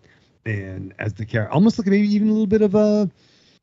I know I'm just naming movies like Three Kings, the Ice Cube, George Clooney picture where they're like burying the gold kind of stuff. But when our heroes come to the town, you're like, oh, this can't be fucking good. But I liked how they were brought in and then subsequently broken off into different like teams to go about the activities. I thought that was cool too. I liked that, you could tell something was kind of going on here. It was too perfect that like they were all full up. All the rooms were full, and then all of a sudden like two became available. Yeah, like something happened and there was like a medical emergency, and then so there was that, and then just I actually thought that whole sort of village, like it was kind of interesting. Like you go stay there and you don't necessarily have to pay, but you help out, you do chores, and you go deliver mail or pick things up or go get food or whatever. You do your part. Or like that one guy had to clean dishes after he had a drink. Like right. Well, you clean have you drink, then you clean the bar. Right. After he already drank, started drinking the drink. Like, oh, now your chores, you get to clean the bar now. That was the price for your, Yeah. So I thought that was cool, and then the way they matched up some of the characters, I thought was also interesting. And one of the main characters is Death, and mute. Yeah. And I thought it was, these guys, like the hyenas, end up being like, I don't know, like they were sort of like, they spoke sign language, they spoke different languages, like they were like really skilled, I guess is the best way to put it. And obviously they were skilled in combat as well, but they were also could speak different languages. And I thought that was really interesting to have that sort of those skills in their tool bag, so to speak, their tools in their toolbox. And that was cool too, not only for what was it? Chaka was the main dude. Yeah. But his B.A. Baracus dude also could speak sign, and in one hand, like That was cool too. And I liked he had a different dynamic with the girl who was awesome. She was totally killer. Yeah. Not sure how much she was acting. Maybe I don't know. But she was great. But I like that. All right, 2 guys on the team can do this, which makes sense if they're, when the few times I was abroad, most other countries speak more than one language aside from us dumb Americans. We'll try hard. Yeah, most Americans just bitch about other people speaking languages that aren't English. Where it's like you're so much better if you can do that. But also, that probably can keep you alive too, because you don't know where your plane's going to crash, or you're going to be around. But I liked that. I liked her being on the team, and just there was so much tension in the dinner scenes. Oh yeah, like that once, and you're right, because it's a great way of conveying story while making sure that not everyone else in that room at that dinner table can understand what's going on. So, for instance, she knew who they were, and she was going to basically rat them out if they didn't take her with them. Right. So that scene was great when Chaka and I think Awa, was her name, when they were having that conversation in Sign, and then and I loved I think I'm trying to think Rafa, I think, was the Mohawk guy, when he did the 2-finger side, and everyone was getting super offended by something's universal. Yeah. So I thought that was a great scene, and it was tense, like you said. It got to be a pretty tense scene. But yeah, there's a lot in this movie that just kind of worked, and I was pretty compelled throughout. Like, as you said, there was some action at the beginning, and then there was maybe an hour of no action, roughly. There was some stuff here and there, but for the most part, we went probably about an hour without really much action. But I was totally compelled by the dialogue and the situation and everything that was going on, that I was just riveted, and it didn't, it didn't need to have action all the way through. And I feel like it actually made the ending feel even more impactful, Yeah.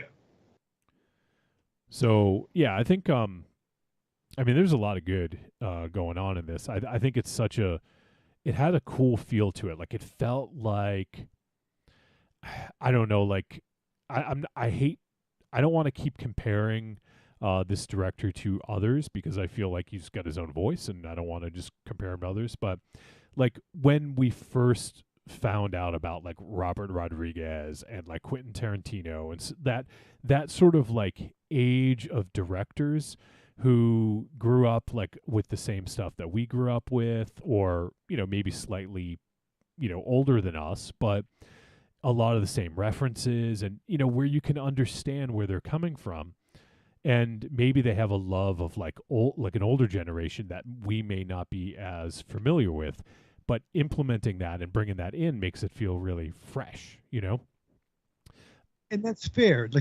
And once again, we talked about Jordan Peele, and it was said last week, he watched the same movies that we did. I almost got a little bit of Plague of Zombie stuff from here. All right, yeah. A slight, once again, not a like comparison, and I think your point of this guy was not the African Tarantino, not at all. But right. To watch it, be what's this guy gonna fucking do next? That's the feeling I got. Oh shit. What do you? I kind of want to hang with you, dude. Yeah. So, I felt like we're watching someone who, and when I say someone, I'm referring to the director, who was into a lot of the same stuff potentially, but there was a new element of it added in that felt different to make it feel sort of unique. And Tarantino couldn't make this movie. What's up? Tarantino couldn't make this movie. Well, yeah, or maybe he yeah. I could, mean, but he wouldn't make this movie. right. You Yeah, I think know? that's a better way of putting it. Yeah. Right. He wouldn't. This wouldn't come from his wheelhouse. This wouldn't come from Rodriguez. This came from being a different perspective. And that's what's rad about seeing stories from different perspectives. It's similar, but just that differentness of it makes it, could ratchet it up to 11. Yeah. In a knockoff, but in the spirit of, if that makes sense. Yeah. And to just to finish the initial point is that I feel like we're watching someone who may have a long career. Like this is the beginnings. We're seeing sort of like that raw sort of material that in a way can sometimes be better than like the polished product. You know, like if you think once again, I'm just going to use we'll use Tarantino again, let's say. And let's say when you saw Reservoir Dogs, you know, like that felt like dangerous. You didn't know what you were going to see next. The first time you watched that, and you knew you were watching something that was going to have an impact on a lot of people and was probably going to spell a long career for Tarantino, which obviously it did. But then you look at his films, his later films, and they're still great. But there's something more polished about it, you know, and that's not a bad thing. I don't mean that polish is bad, but it's you're seeing like that raw material of what will end up being a more polished product down the road. But sometimes that raw material can almost be more genuine, if you know what I mean. Yeah. So I think it's a very, very interesting sort of amalgamation of a lot of different things. And I feel like it just felt kind of like exciting to watch because there was something kind of different going on. But yeah, I mean, also it was, you know, I'm not very familiar with Senegal, but French is one of the languages that's spoken there, or one of the main languages that's spoken there. And as we mentioned earlier, like I think the languages, the official languages are French, Arabic, and Wolof. But they speak a lot of other languages as well. It's like apparently 36 languages. You could hear 36 languages spoken in Senegal. It was like if the A team came to Mos Eisley. Yeah, pretty much. I guess that works. With a lot of water and fishing and fucking poachers. That scene was killer too. Yeah.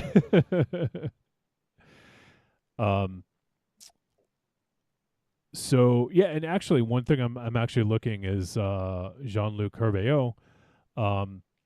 He won the award for Best Director in the Next Wave section of Fantastic Fest, which, you know, I'm sure, I don't know who else he was up against, but I'm sure that it's a pretty fucking good award to have in your back pocket, you know. And he also won the Audience Award for Most Popular Film in the Altered States program at the Vancouver International Film Fest. So some pretty good praise from some pretty well established festivals out there. So I guess one thing I want to kind of move on to a little bit is so we got good. I think we got decent action. Like there wasn't a lot of it, but what we got was well done. I felt like this film was very stylish, had its own sort of style to it, and then there was sort of a horror element, you know, as we sort of moved along. Like you said, Raven Chow, you're wondering a half hour in why we're doing this on the show. Did that kind of pay off for you? Did you feel like, oh, okay, now I get it? Oh, 100%. I mean, there was a certain dinner scene, with a lot of dinner scenes. One dinner scene in particular, I'm like, oh, Snoop, business is about to pick up. And then what happened after that? I'm like, oh. Yeah, so we can't really go into much of it without giving a lot away. So for people who haven't seen this movie, I don't want to do that. But there's a big sort of moment that happens, and when that thing happens, things change. Like the movie changes because that person, there's a person who had a much bigger role to play in this than you could have ever imagined. And what's great is that it takes this is I loved about the splitting into teams where it had this great dialogue. Where a lot of the directors we mentioned before, that's one of their strengths is dialogue. But it changes some dialogue in a different scene. There's lots of scenes, so like this is not giving it away, but like when you you see the swerve, it just changes things even more, and it's totally wow. This could be a thing in any other movie, but now let's up the game a little bit as a result of that. Yeah, that's what's killer to me. I kind of want to talk a little bit more about the end, but like, it's one of those things that's a cool surprise that I don't want to take away from someone who hasn't seen it. But one of the only complaints I had is, I guess the CGI was fine. I didn't really have a problem with the CGI. I just felt the supernatural element of this could have been a little stronger, I think. I would agree. I mean, we joked a little bit, we talked about earlier today, like, but you can't get the practical versions of those things. Right, exactly. It's just not doable. And, in the way that they did it, they kind of had to do it that way. But yeah, I mean, this is going to be super sort of like it's not going to make sense if you haven't seen the movie. It didn't take me out of it. Once again, you go back to Predator, almost all the effects hold up. Some don't, but you let it go. Yeah, and I didn't really have a problem with it. I just feel like it could have been stronger, and also like it man, the way that you killed these things, like it seemed like I didn't quite understand that, It's fuzzy on the rules. I feel they led some groundwork on what the rules were. Yeah. And they went against those rules as it progressed. Which is normally okay. Like, you don't have to explain everything, but I feel like it would have. I guess the thing that no one knew the rules, like not even the people in the film. So I guess in a way it would have been difficult to convey them, So on one hand, I understand. On the other hand, it might have been good to get a little bit more. But I feel like even with that, I feel like this movie really had a lot of positives going for it. And that didn't take away from my experience. It's just one of those things that if there was like $1 million more, I feel like this they could have really made that something else, So I also felt like there were some elements of this that I feel like they gave just enough information, but left it a little vague. Like, for instance, I feel like there is like some like almost some like mysticism in this with that the character with the dreads, Minuit. Speaking of Rogue One, he reminded me of the dude. The Force is my fucking master. I am one with the Force. I am one with the dude. You know what I mean? Yeah, Chirrut Imwe, played by Donnie Yen. Yep. Donnie Yen. Yeah, I dug that character. I like there's something very interesting about him, and I feel like if I would have liked to have seen that explored a little bit more. He was the one that you knew the least about. It seemed like they did that on purpose to keep him more of a kind of a mystery, kind of an enigma, Yeah, he was more of the mystery man of the team, like like Doctor Strange or Snake Eyes, but some way he was like, he obviously had that. He's the closest thing to like a mystical shaman type kind of dude. Yeah. Yep. And the friendship between the team, like they were brothers, man. They were a squad.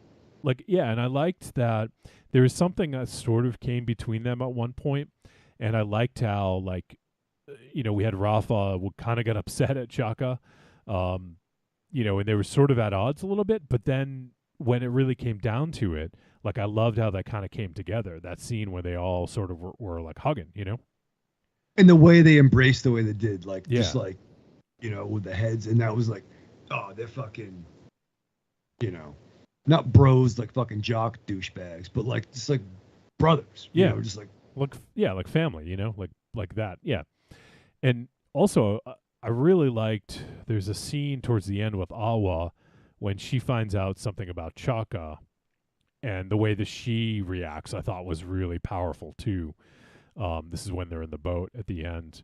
I thought that was like when she when she found out what happened, and just her reaction was perfect, and because of course, like this dude like comes off as being like really fucking with it and like a hard, like a hard fucking mercenary, but at the end of the day, like, he's human and he went through some shit, So I thought that was a really great moment and really sort of made the end even more kind of heart-wrenching, And I like that there weren't, I'm saying stereotypical archetype characters, like they could have went other directions, like African B.A. Baracus could have turned heel. Right. Yeah, they could have gone that direction. And I'm glad it didn't. I think it was more character driven to their emotional state of each other. Yeah, and I think that's where it really kind of shined is the characters and their relationship with each other. And yeah, I think that's where this kind of really shined. And that's what made it so, I think, such a strong movie is because of that. Yeah. So I want to read just a couple quick, like, one-line reviews that I think are really good. This is from Richard Kuipers of Variety. He wrote that Saloum freely mixes and marries the cinematic languages of spaghetti westerns, samurai dramas, and classic monster movies to tell an exciting and distinctly African story. I think that's pretty good. It gives you sort of a, because there definitely was an element of Western as well, and samurai, even though Western and samurais are very similar in a lot of ways, I feel like both of those were very present here.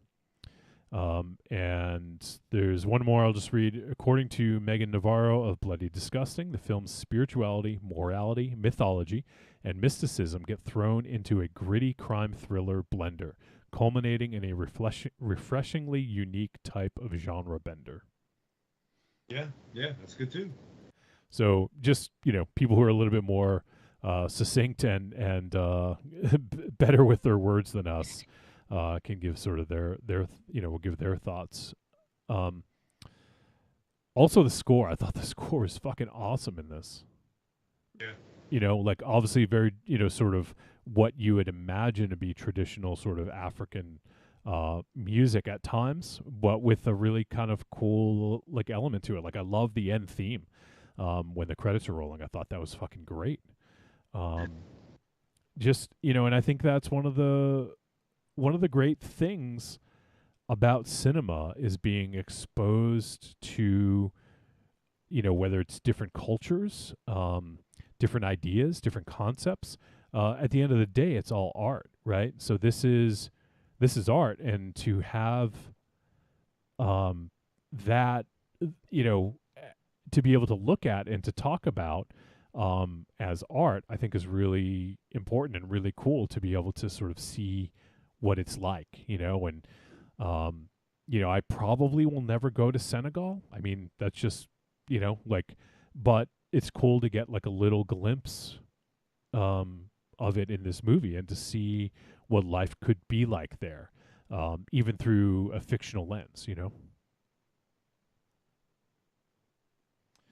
So, I think we can probably start to wrap this up. Do you guys have any other thoughts?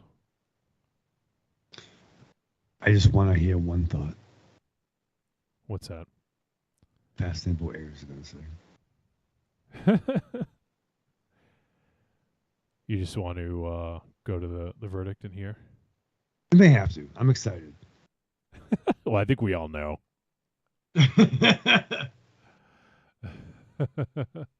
All right. Yeah, then let's go ahead and do it. Let's go to the verdict and we'll find out what everyone thinks. Trick or treat, baby. I wonder if people would say you're a trick or a treat. Trick or treat, motherfucker. All right, it is verdict time. We're going to let you know whether Saloum was a trick or a treat. And any final thoughts? Let's keep the crowd in anticipation, and let's start with Raven Shadow. Yeah, man, I really enjoyed this movie. I'd like to really watch it again too, just to see it from knowing what I know now. This isn't a get a bunch of dudes over, have a couple of beers and watch it. I would say like there's a couple of people I do want to watch. I want to show it to, but we have to actually watch the movie and not really talk during it. Love the character design, love the set pieces, love the team. I love the swerve. I really enjoyed this movie, and the streak has we've had a hell of a streak in the last couple of weeks. I suspect that's going to end soon. But until that happens, I would say check this out, man. I have not seen a lot of African pictures, but I want to see more after this, and I can't wait to see what this do next. So definitely an A-team African treat. Okay. All right, now let's find out. Aries, what's your verdict? I mean, I kind of, already spoke, I think, as much as I really can speak about this movie. Like, I couldn't follow it. That's part of my issue with subtitled movies. Anyone else in the world that has the same issues as me, you understand, you know what I'm talking about. So unless you want to constantly hit rewind or maybe rewatch it, I definitely would skip this movie because there's a whole lot of setup to this movie that you're not going to follow, and the action payoff at the end is, I'm lackluster. It's not spectacular, but if you don't know what's going on, the payoff isn't there. So this movie is a trick for me. All right, and probably not a big secret based on my thoughts during the discussion, but this is a treat for me. I think that this is a really unique film, and I do want to talk a little bit more about some of the ending and stuff like that. But it's one of those ones I just don't. If people haven't seen it yet, I don't want to give too much away. It could be something we talk about in our spoiler discussion thread on Discord if anyone is interested in doing that. But yeah, it's a treat. I really dug this movie, and I think the thing for me that resonates the most is I feel like Jean-Luc Herbayot is someone to keep an eye on, because I think it feels like he has a very unique voice. And maybe not like unique, but stands out. Like his direction in this stands out, and just as evidenced by his filmography and the fact that he's got 2 films in post-production now, makes me feel like other people see that, and we're probably going to get some more output from him. Maybe some. I don't know if they're going to be. Yeah, actually, his new film it says country of origin is U.S., even though it was filmed in Dakar and Senegal, and that's his film Zero. The synopsis of that one is 2 Americans end up in Dakar, Senegal, with bombs strapped to their chests and 10 hours to find out why. Fuck. Wow. That sounds pretty crazy. And his other one, Interstate, as I mentioned, that's the one with Asia Argento. And it says country of origin, Belgium. So, looks like it's a Belgium production. So, yeah, interesting. I mean, it seems like he's definitely getting some interest and probably getting his stuff funded. So I'm curious to check both those films out. So looking forward to checking out Zero and Interstate when those are available. But yeah, for me, Treat, really dug it, and I think a lot of people out there will also dig it. And like I would say, I mean, obviously Aries is not wrong. That's his opinion. It sounds like, just for like a flip side, it sounds like Raven Shadow and I don't want to speak for you, Raven Shadow, but I didn't have much issue following the subtitles. Is that accurate for you, or do you feel you had to rewind? Or I mean, definitely you had, that's what you were doing. You had to watch it, and so it's not like you could like even like do dishes or whatnot. You had to stay. Who does dishes while they watch a movie? Like, why is that an example? Sometimes the dishes got to get done, man. Like, I mean, it's still before the show happens. No, but I'm trying to relate. Yeah, you're gonna watch. Okay, well, I mean, I just feel I need to clarify. Like, I watch the movie. I have an issue. Like, I'm not doing dishes. I'm not on my phone. This is a personal issue I have with reading. Yeah. Yeah, and I don't mean to. Yeah, I just want. Oh no! I just feel I need to clarify that. This is not because I'm not paying attention. Right, and yeah, I didn't think that at all. But it's one of those things that it your mileage may vary depending on your your experience with reading while watching a movie. So, but yeah, I think people would dig it. So it's on Shudder. If you guys have Shudder, give it a look and check out Saloum. It's different. I think a lot of people will dig it. So check it out. All right, next week now, we have a guest lined up for next week. You know him, you love him. Maybe you hate him. I don't know. Maybe you're gonna hate him when you find out what movie we're doing. Aries, Guilty. Well, this isn't a Patreon pick, but guests coming on and picking movies, typically they don't have a good track record with Aries.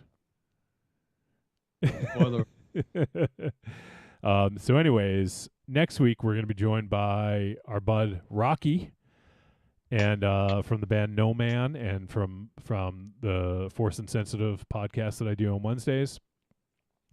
And it's funny, Rocky messaged me about 2 months ago, and he said, he's like, when the Munsters comes out, I want to come on and do it, if you guys do it.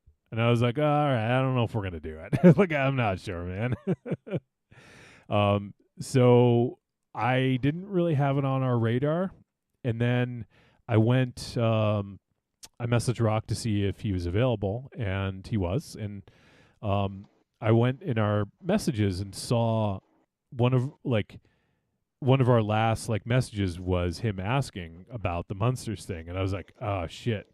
So I looked to see when it comes out, and it comes out 2 days before he's on.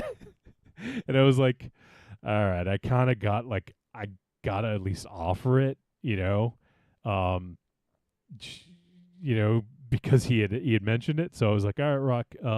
So these are the films. Do you want to do any of these? I know you said you kind of wanted to do the Munsters, and he, I think he was like, yeah, if you guys want to do it, I'll pick that one. And I was like, all right.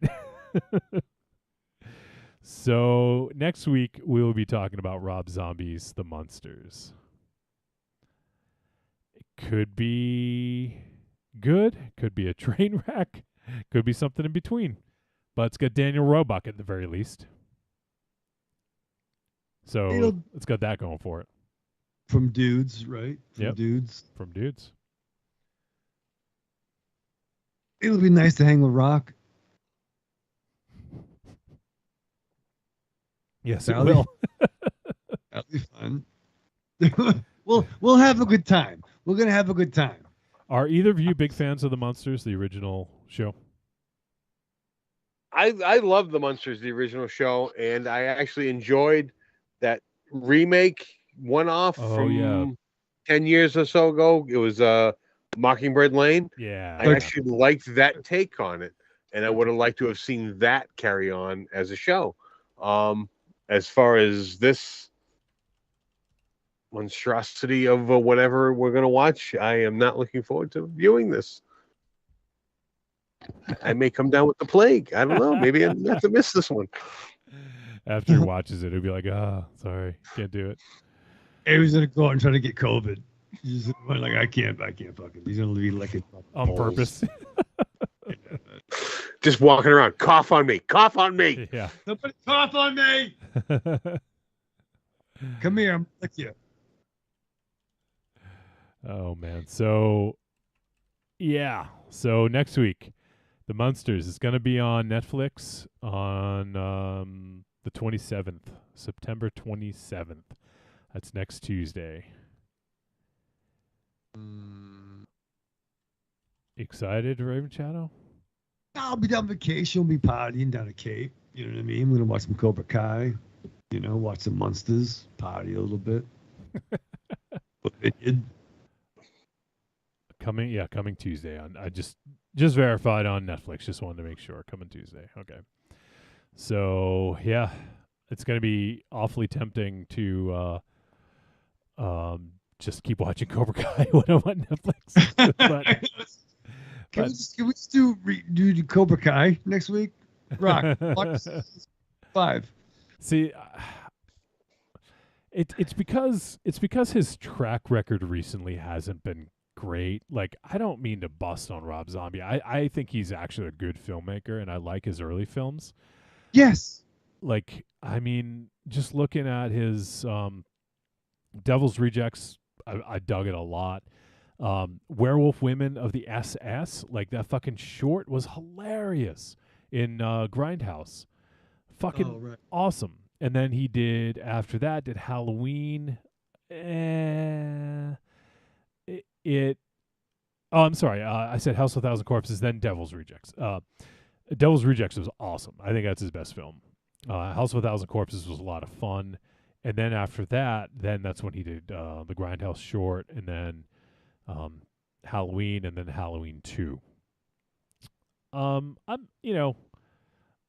Halloween, I don't know, like, I'm sure we've talked about that one before. It's fine. He had a take on it. People didn't agree with his take. But I think it was an interesting way of showing the character from a different light, you know? So I don't have a problem with him doing that. The second one I thought was pretty bad. I still haven't seen the other cut of it, which I hear is better. But then after that, he his next film was Lords of Salem, which I actually really dug. I do like Lords of Salem a lot. And then 31. 31 I did not like at all. That sucked. And 3 from Hell, did not like at all. I thought 3 from Hell was fine. I liked it enough, I guess. Enough. We did it on the show. Yeah. Yeah, it was better than 31. I'll say that. It's better than Van Helsing. Yeah. And we'll talk about that. Like, I don't have a dog in the fight where it comes to Michael Myers. I enjoy the first Halloween fine. Yes, I respect it. I'm just not a Michael Myers mark. I respect it. I'm not sure how so many fucking sequels. I mean, I don't know. I like, when we talk about directors who are, air quotes, one of us, you'd think he would be. He is one of that shit, that era. Like, he would like what we liked. We grew up on the same shit. A little bit older than we are, but not that much. But still, I don't know. Apparently, there's a werewolf penis. I don't think that's true. I think, well, I mean, I don't know. I saw what you're talking about, and I think someone was just fucking around. So, You know, Rock's gonna fucking talk about it. That's for damn sure. well, Rock says he said in the chat. He said, for the record, that was a joke back then. Shit. All right, you heard him changing movies. He said the fact that this is happening is as baffling to me as Johnny pretends to be. Yeah, I'm still blaming you, Rock. Yeah, Rock, you started this, dude. I took him at face value. I thought he was being totally serious, because Rocky's always serious. Yeah, he's always down. We had a good run. We had a really good run. Yeah, we did have a good run. All of September and a good chunk of August, for the most part. All right. So, yeah, next week, the Munsters with Rocky. Evil Corny says Lords of Salem is my favorite film of Rob Zombie's. Yeah, I mean, I thought it was super like weird and interesting. I really dug it. I think it's his most original movie for sure. It's just too bad that he went from that to 31, you know? But we'll go in detail. Yeah, we'll go into detail. So next week, the Munsters, watch it or don't, I don't care. So it's gonna be on Netflix. If you want to give your I don't have to watch it? Oh, not you. I'm talking about the listeners. Damn it. So if you guys do check it out and you want to leave your thoughts, you can feel free to send a voice message or an email to podcast@trickortreatradio.com and let us know what you think. You know, you can talk about are you a big Munsters fan? Do you feel like Rob Zombie shat all over your childhood? Like, you know, what did he do to you? Show us on the the Herman Munster doll where he touched you, you know? Shatula. Shatula. Spatula. Spatula City. We sell spatulas, and that's all. Spatula. All right, that's going to be next week. But now, this week, we have some voice messages. So let me go ahead and load those up here. So we're going to hear from some distinguished callers. Looking forward to hearing their thoughts on the movie or whatever else they feel compelled to speak about. You know what? Why don't we start with Evil Corny, because he's hanging out in the chat room with us. And I want to hear from the man and see what he thinks. Do you two, you want to hear from Evil Corny as well, Raven Shadow? Yes. Okay, well, let's hear from Evil Corny. Guys, I'm going to give this week's film a treat. I really enjoyed it. I kind of wish that we could have like a movie with just the hyenas in it. You know, the trio of guys. I guess I don't know if they were really mercenaries or whatever, but it would be real interesting to see some of the adventures they got in. That the Deaf Lady was kind of talking about them being heroes and everything. Yeah. Yeah, but they had those three guys had a cool look. The guy with the dreads, one of my aunts has like real white hair, and I kind of wish my hair would go white like that, and I would probably start growing hair again just to get like a white beard and white dreads like that. But that dude was cool. You should. I don't know what he was using for that knockout powder, but he was knocking motherfuckers out, blowing that shit in their face in the beginning of the film. Yeah. Thought that was pretty cool. Yeah. But overall, I give this film a treat. Y'all have a good one. Evil Corny out. Always waiting, because there could be a, shout out or go fuck yourself or something, right? So, all right, cool. Corny, and I agree. I would love to see sort of continuing adventures of the hyenas. Oh yeah, dude. They were like, I want like them and the Inglorious Bastards to have a fucking team up. I'm gonna agree on a different level. I want to see Corny with white dreads. That's fair. I will agree with that as well. I want to see that, Corny. I want you to grow that hair. Let's see those dreads that get that white beard going. Just use. Do they make Just for Men in white, or is that sort of like defeat the purpose? No, it's like blue-eyed jazz. You can't do that anymore. Wait, how would you know Raven Shadow? I'm all natural, dude. I know, but how would you know they don't sell white Just for Men? Maybe some dudes want that salt and pepper look. I don't think you can have just for whites. You can't have that in your. Yeah, that sounds all kinds of wrong. Don't ever say that again. That's why I didn't want to say it, but Johnny made me say it. That's why I didn't make you say anything. Yes, you do. You're the producer. I didn't produce a fucking fuck up. You approve everything I say. No. Yeah. No, But the I'm not opposite. saying that. But I'm like, that's like that. It sounds bad. It sounds bad when you say that. You don't want. When you say that. Yeah, when you say that. No, but I didn't say that. I just said that it sounds bad if someone were to say that. That's not a good thing. That's bad. Like all natural. Like how about like just.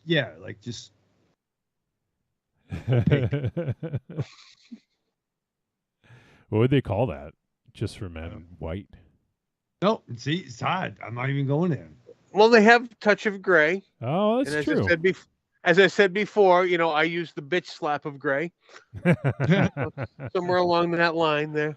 What do the five fingers say to the beard? Great.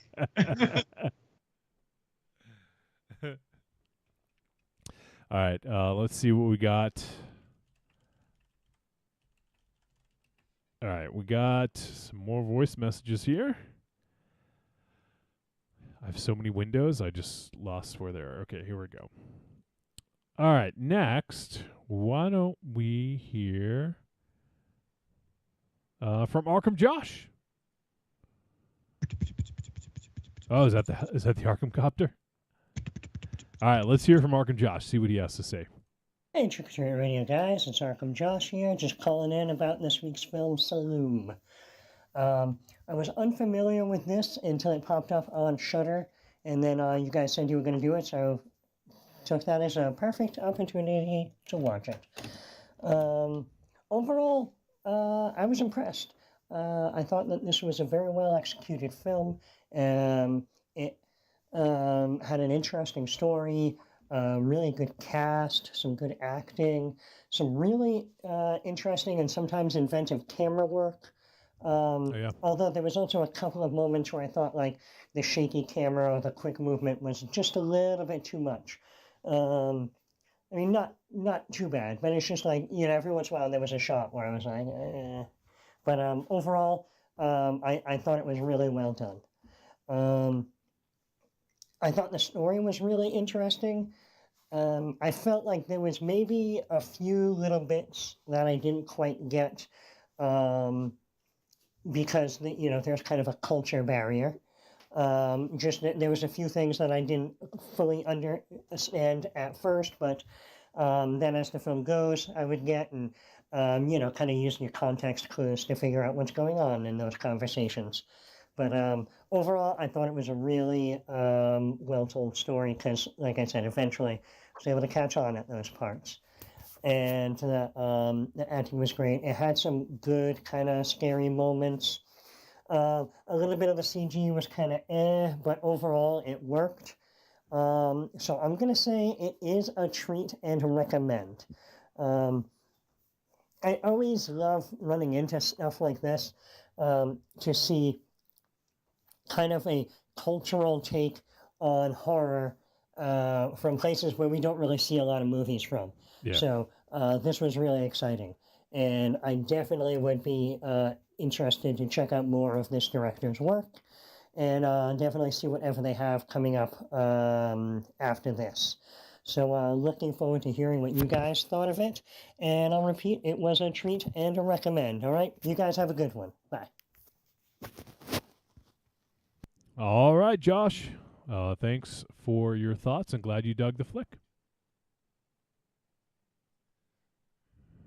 You guys have anything to add? He's smart. You're gonna call Josh a motherfucker? Jesus. No, he's this fucking guy. He's fucking smart. Check out his records. Check out his records. He's got a record?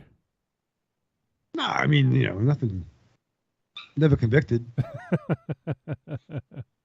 Discogs. Josh at discogs.com. There you go.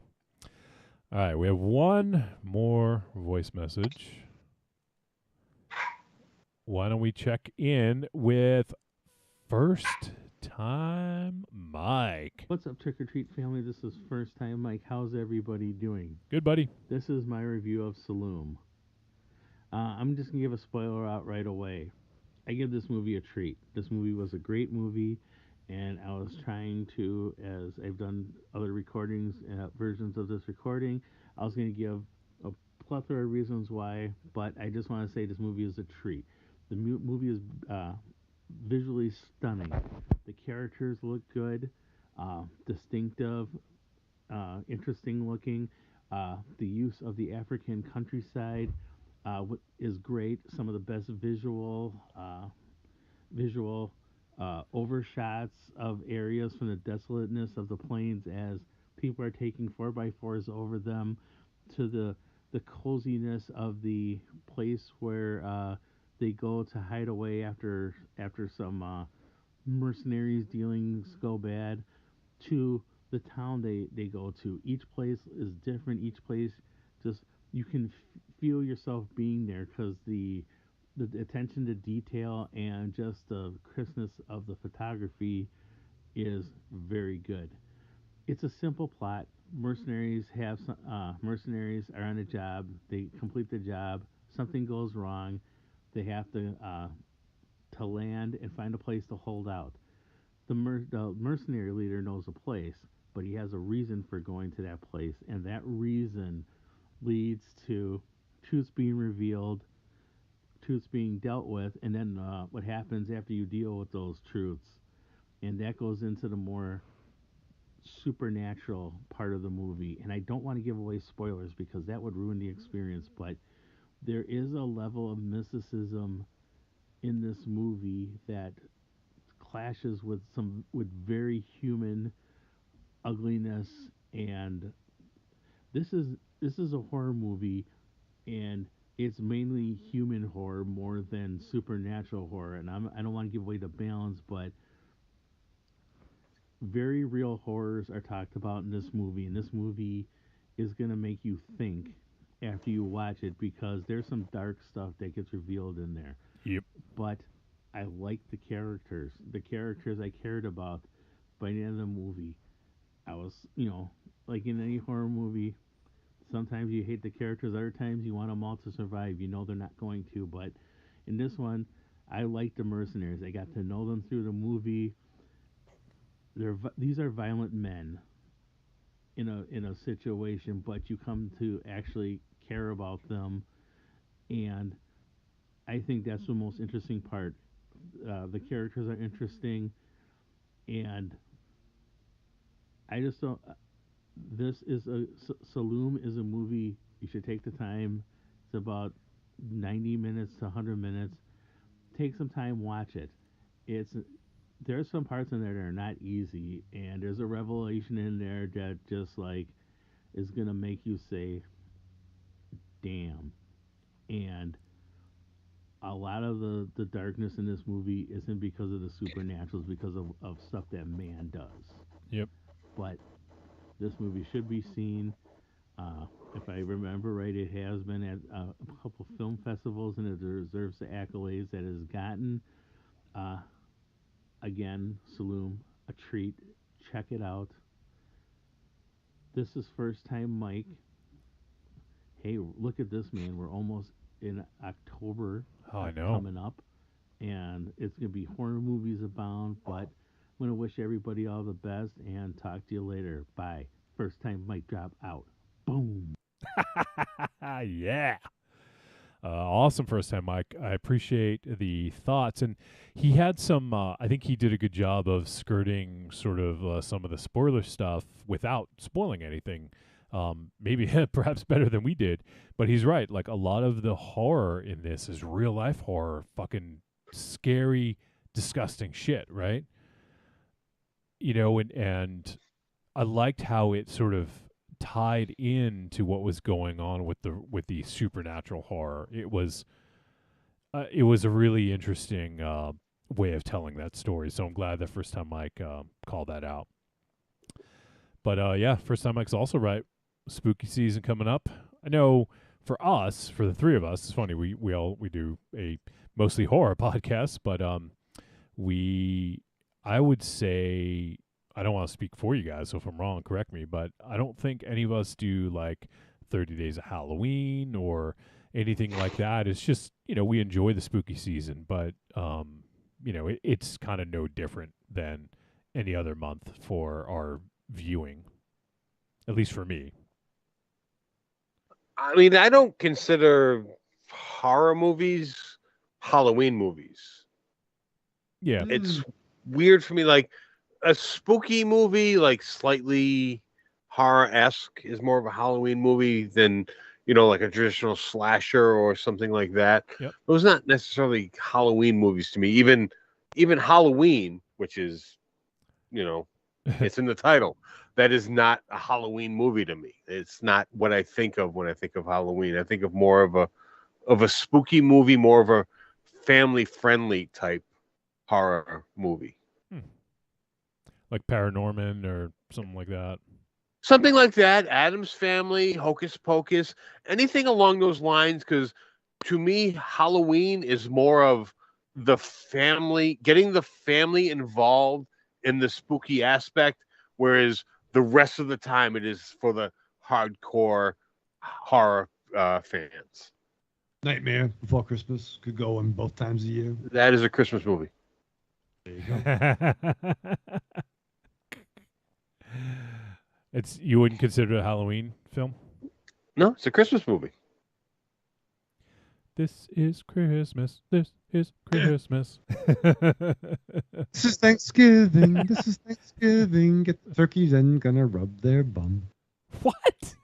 I don't know. It's just one of those things where you just needed to go somewhere, needed to resolve somewhere, and that's where it resolved, huh? Yeah, I feel like I'm quoting, who is it? Gerald Dalton. What was his name? Gerald Dalton? Who was the 80s, 90s alternative country band? I want you to keep guessing because Gerald Dalton is fucking hilarious. Is that the brother of Patrick Swayze's character from Roadhouse? Yeah. His name is Gerald Dalton.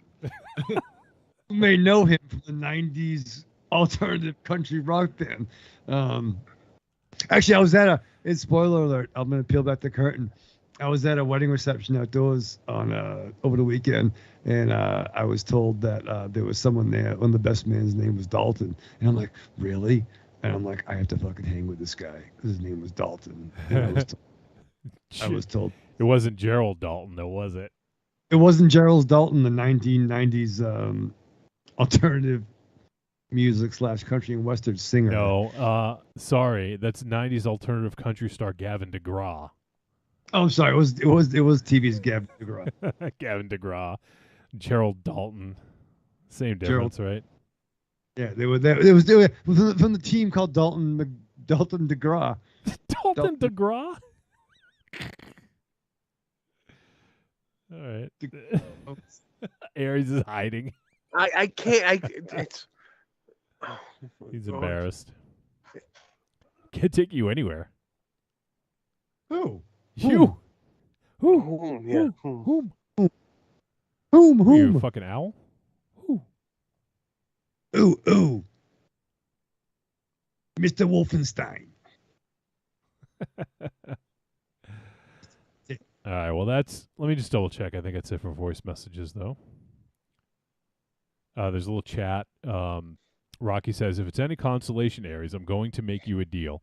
Johnny has something else we can add to review as well to cleanse your palate. Uh-oh. He says, Raven Shadow's OnlyFans has some interesting shorts. This full features. Instead of shorts? Yeah, there's no shorts. That wasn't a shot at your manhood. Jesus Christ! I panicked. Quick to defend that one. Jeez.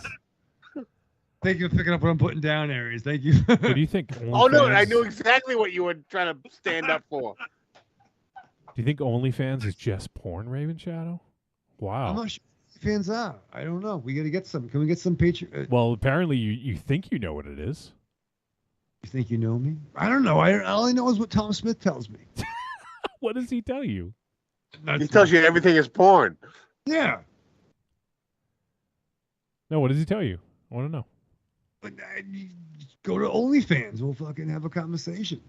We'll have a conversation? Do you understand what OnlyFans is and how it works? I feel it's like smut, right? It's like No, not necessarily.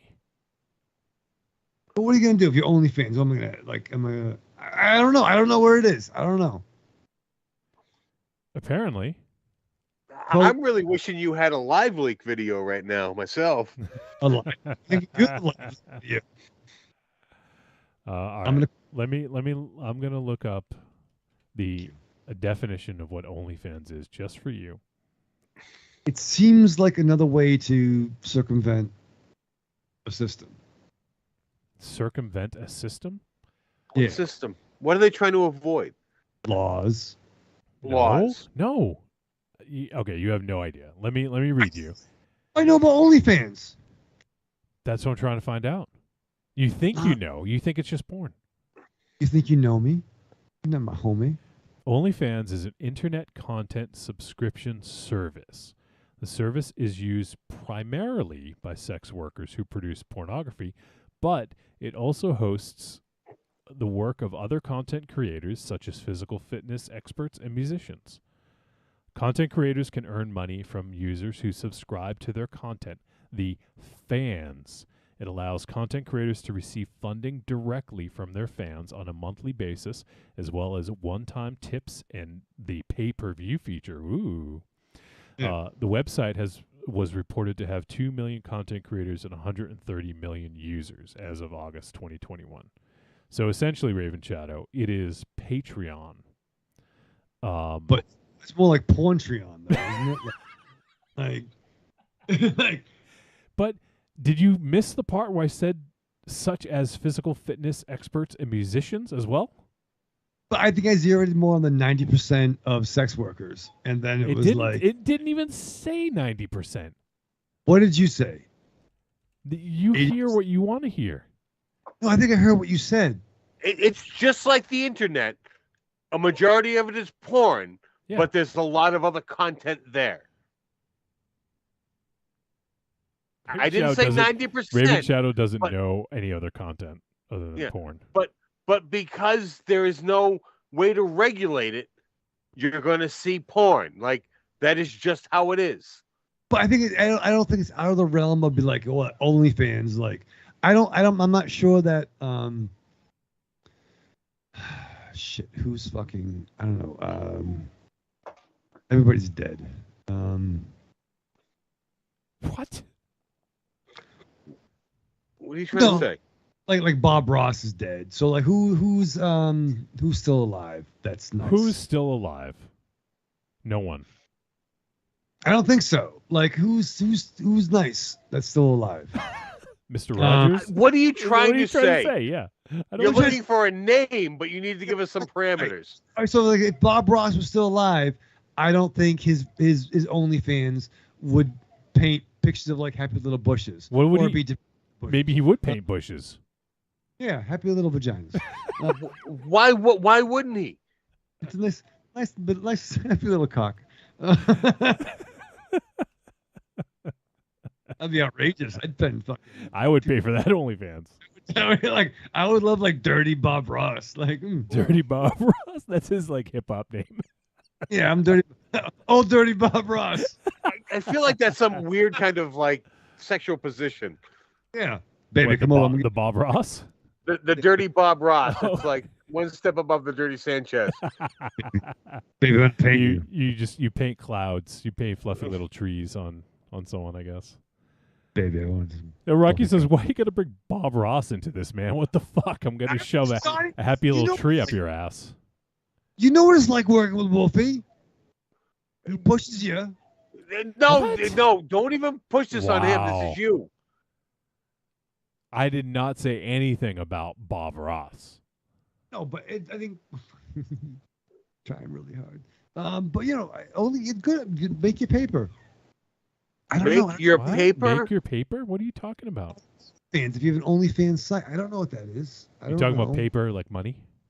Yeah, dollars and but cents. Or do you understand how OnlyFans works? I feel it's probably a credit card. It doesn't send you cash in the mail. Where do you put the quarter? Bend over. I'll give you a whole fucking stack of them. Yeah, with your happy trees and your fluffy little clouds.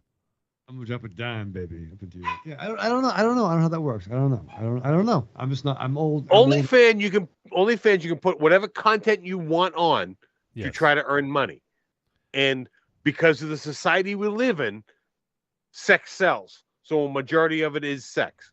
So I feel that I was right in my original statement where it seems like it's like hibbity dibbity. Well, you said all of it. Dibbity. You said all of it, and then you said 90%. You went from neither of to which 90. is correct. Yeah. I don't know numbers, but I feel if almost all. Well, so don't say all and then give a number, because both of which are wrong. For the most part, it's smut based, and that's fine. I'm not gonna. For the most part, well, that would not be an untrue statement. So now you're getting in more of the truth here, because by merely saying majority, which is what I said, is 51% is a correct number. Yeah, majority. More than half is a majority. Naughty. Naughty? Oh my god. That's fun. I'm looking at an article on New York Times right now. It says OnlyFans isn't just porn. No, it's also stamp collecting. What the fuck? Maybe it is. I mean, they tried to clean it up like last year or the year before. They did, and yeah. it almost like buckled. Yeah. Like they tried to get rid of the porn and like nothing was left. So yeah, they tried to ban porn and everyone fucking flipped out. So they had to go back on that. Well, I think Jeff Goldblum once said, "Porn will find a way." I don't think he said that. He definitely said that. Oh man. So there you go. There you go. I admittedly I don't have any experience with OnlyFans, so I don't know. But but there you go. There's other people on there. It's not just porn. No, it's probably a lot of splunkers, maybe. Spelunkers. I mean, my site is porn adjacent. It's very PG-13. Although there was someone, I don't know who this person is, Bella Thorne. Oh yeah. You know her? Not personally. Is she a wrestler? No, she says she's the recipient of several accolades, including an Imogen Award, a Shorty Award, a Teen Choice Award, and 3 Young Artist Awards. Wait, a Teen Choice Award? Like Best MTV Kiss? I don't know. But apparently she earned $1 million in a day on OnlyFans. Yeah, I'm pretty sure it didn't involve... Probably fluffy little clouds. Tell you what, Raven Shadow, you go sign up for her site and tell us what's on it. Yeah. I don't even know how to find OnlyFans. I'm guessing onlyfans.com. Yeah. Might be a good place to start. You don't know how to find something in this world nowadays. I wouldn't know. What aisle is it in? I mean, I brick and mortar. What aisle? Brick and mortar? Yeah, it's here. I want like an OnlyFans in like a strip mall. Like, like, okay, I'll go. You know what? Here's what I want you to do. Tomorrow, I want you to find someone to film this. I want you to go into any large box store. I don't care. Walmart, Home Depot, Target, whatever. And just go, where's your OnlyFans? Where's your OnlyFans section? Yeah. Maybe we'll do it down the Cape. We'll do it down the Cape with Marion. I don't care. Have Marion film it. I just want you to do that multiple times. Probably in the dressing rooms. Oh, I go to like Home Depot, ask for where are the OnlyFans. Where's the OnlyFans? Yeah. Go to Home Depot. Go to Walmart. Well, if go you to go to Target. Home Depot, they'll point you in the direction of fucking ceiling fans, so that's not gonna work. Yeah. Where OnlyFans? Oh, we have the fans down there, sir. Oh, fans are down there. You're looking for a Aisle box one. fan, a ceiling fan? What kind of fan? We got all kinds of fans. They're on clearance because we're getting into the winter now. So Look up, asshole. Don't follow the lights. You fuck. Follow the fluffy little clouds, asshole. All right, well there you go. Now you know all about OnlyFans. You can pass on all your knowledge. I'm gonna call Tom. What are you gonna ask him? he'll give you his log-on information for OnlyFans. Can you give me your OnlyFans account, You please? probably don't want to know. I'll like my phone.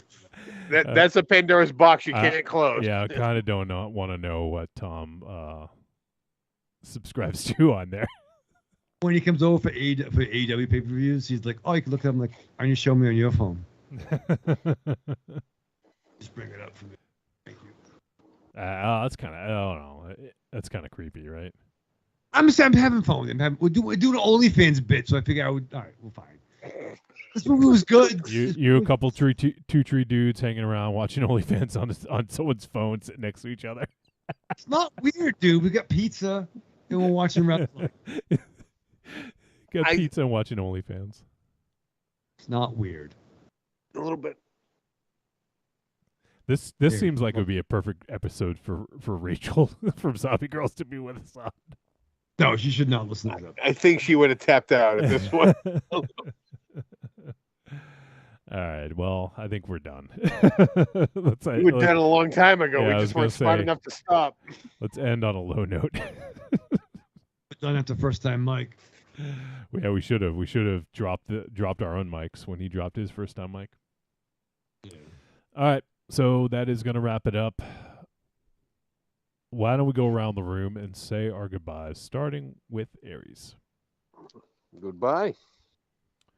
And Raven Shadow.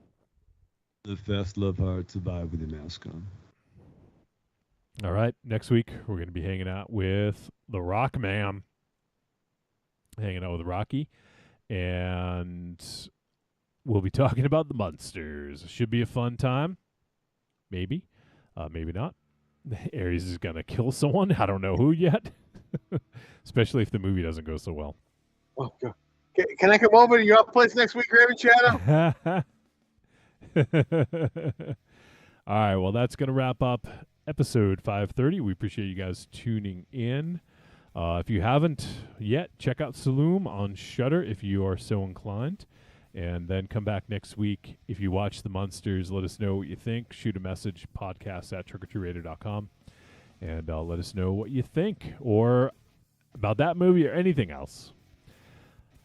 All right. That's going to do it. So until next week, we'll see you guys. We appreciate everyone tuning in, live listeners, everyone who sent in a voice message, and especially our Patreon supporters and all the podcast listeners. We thank you guys. See you next week.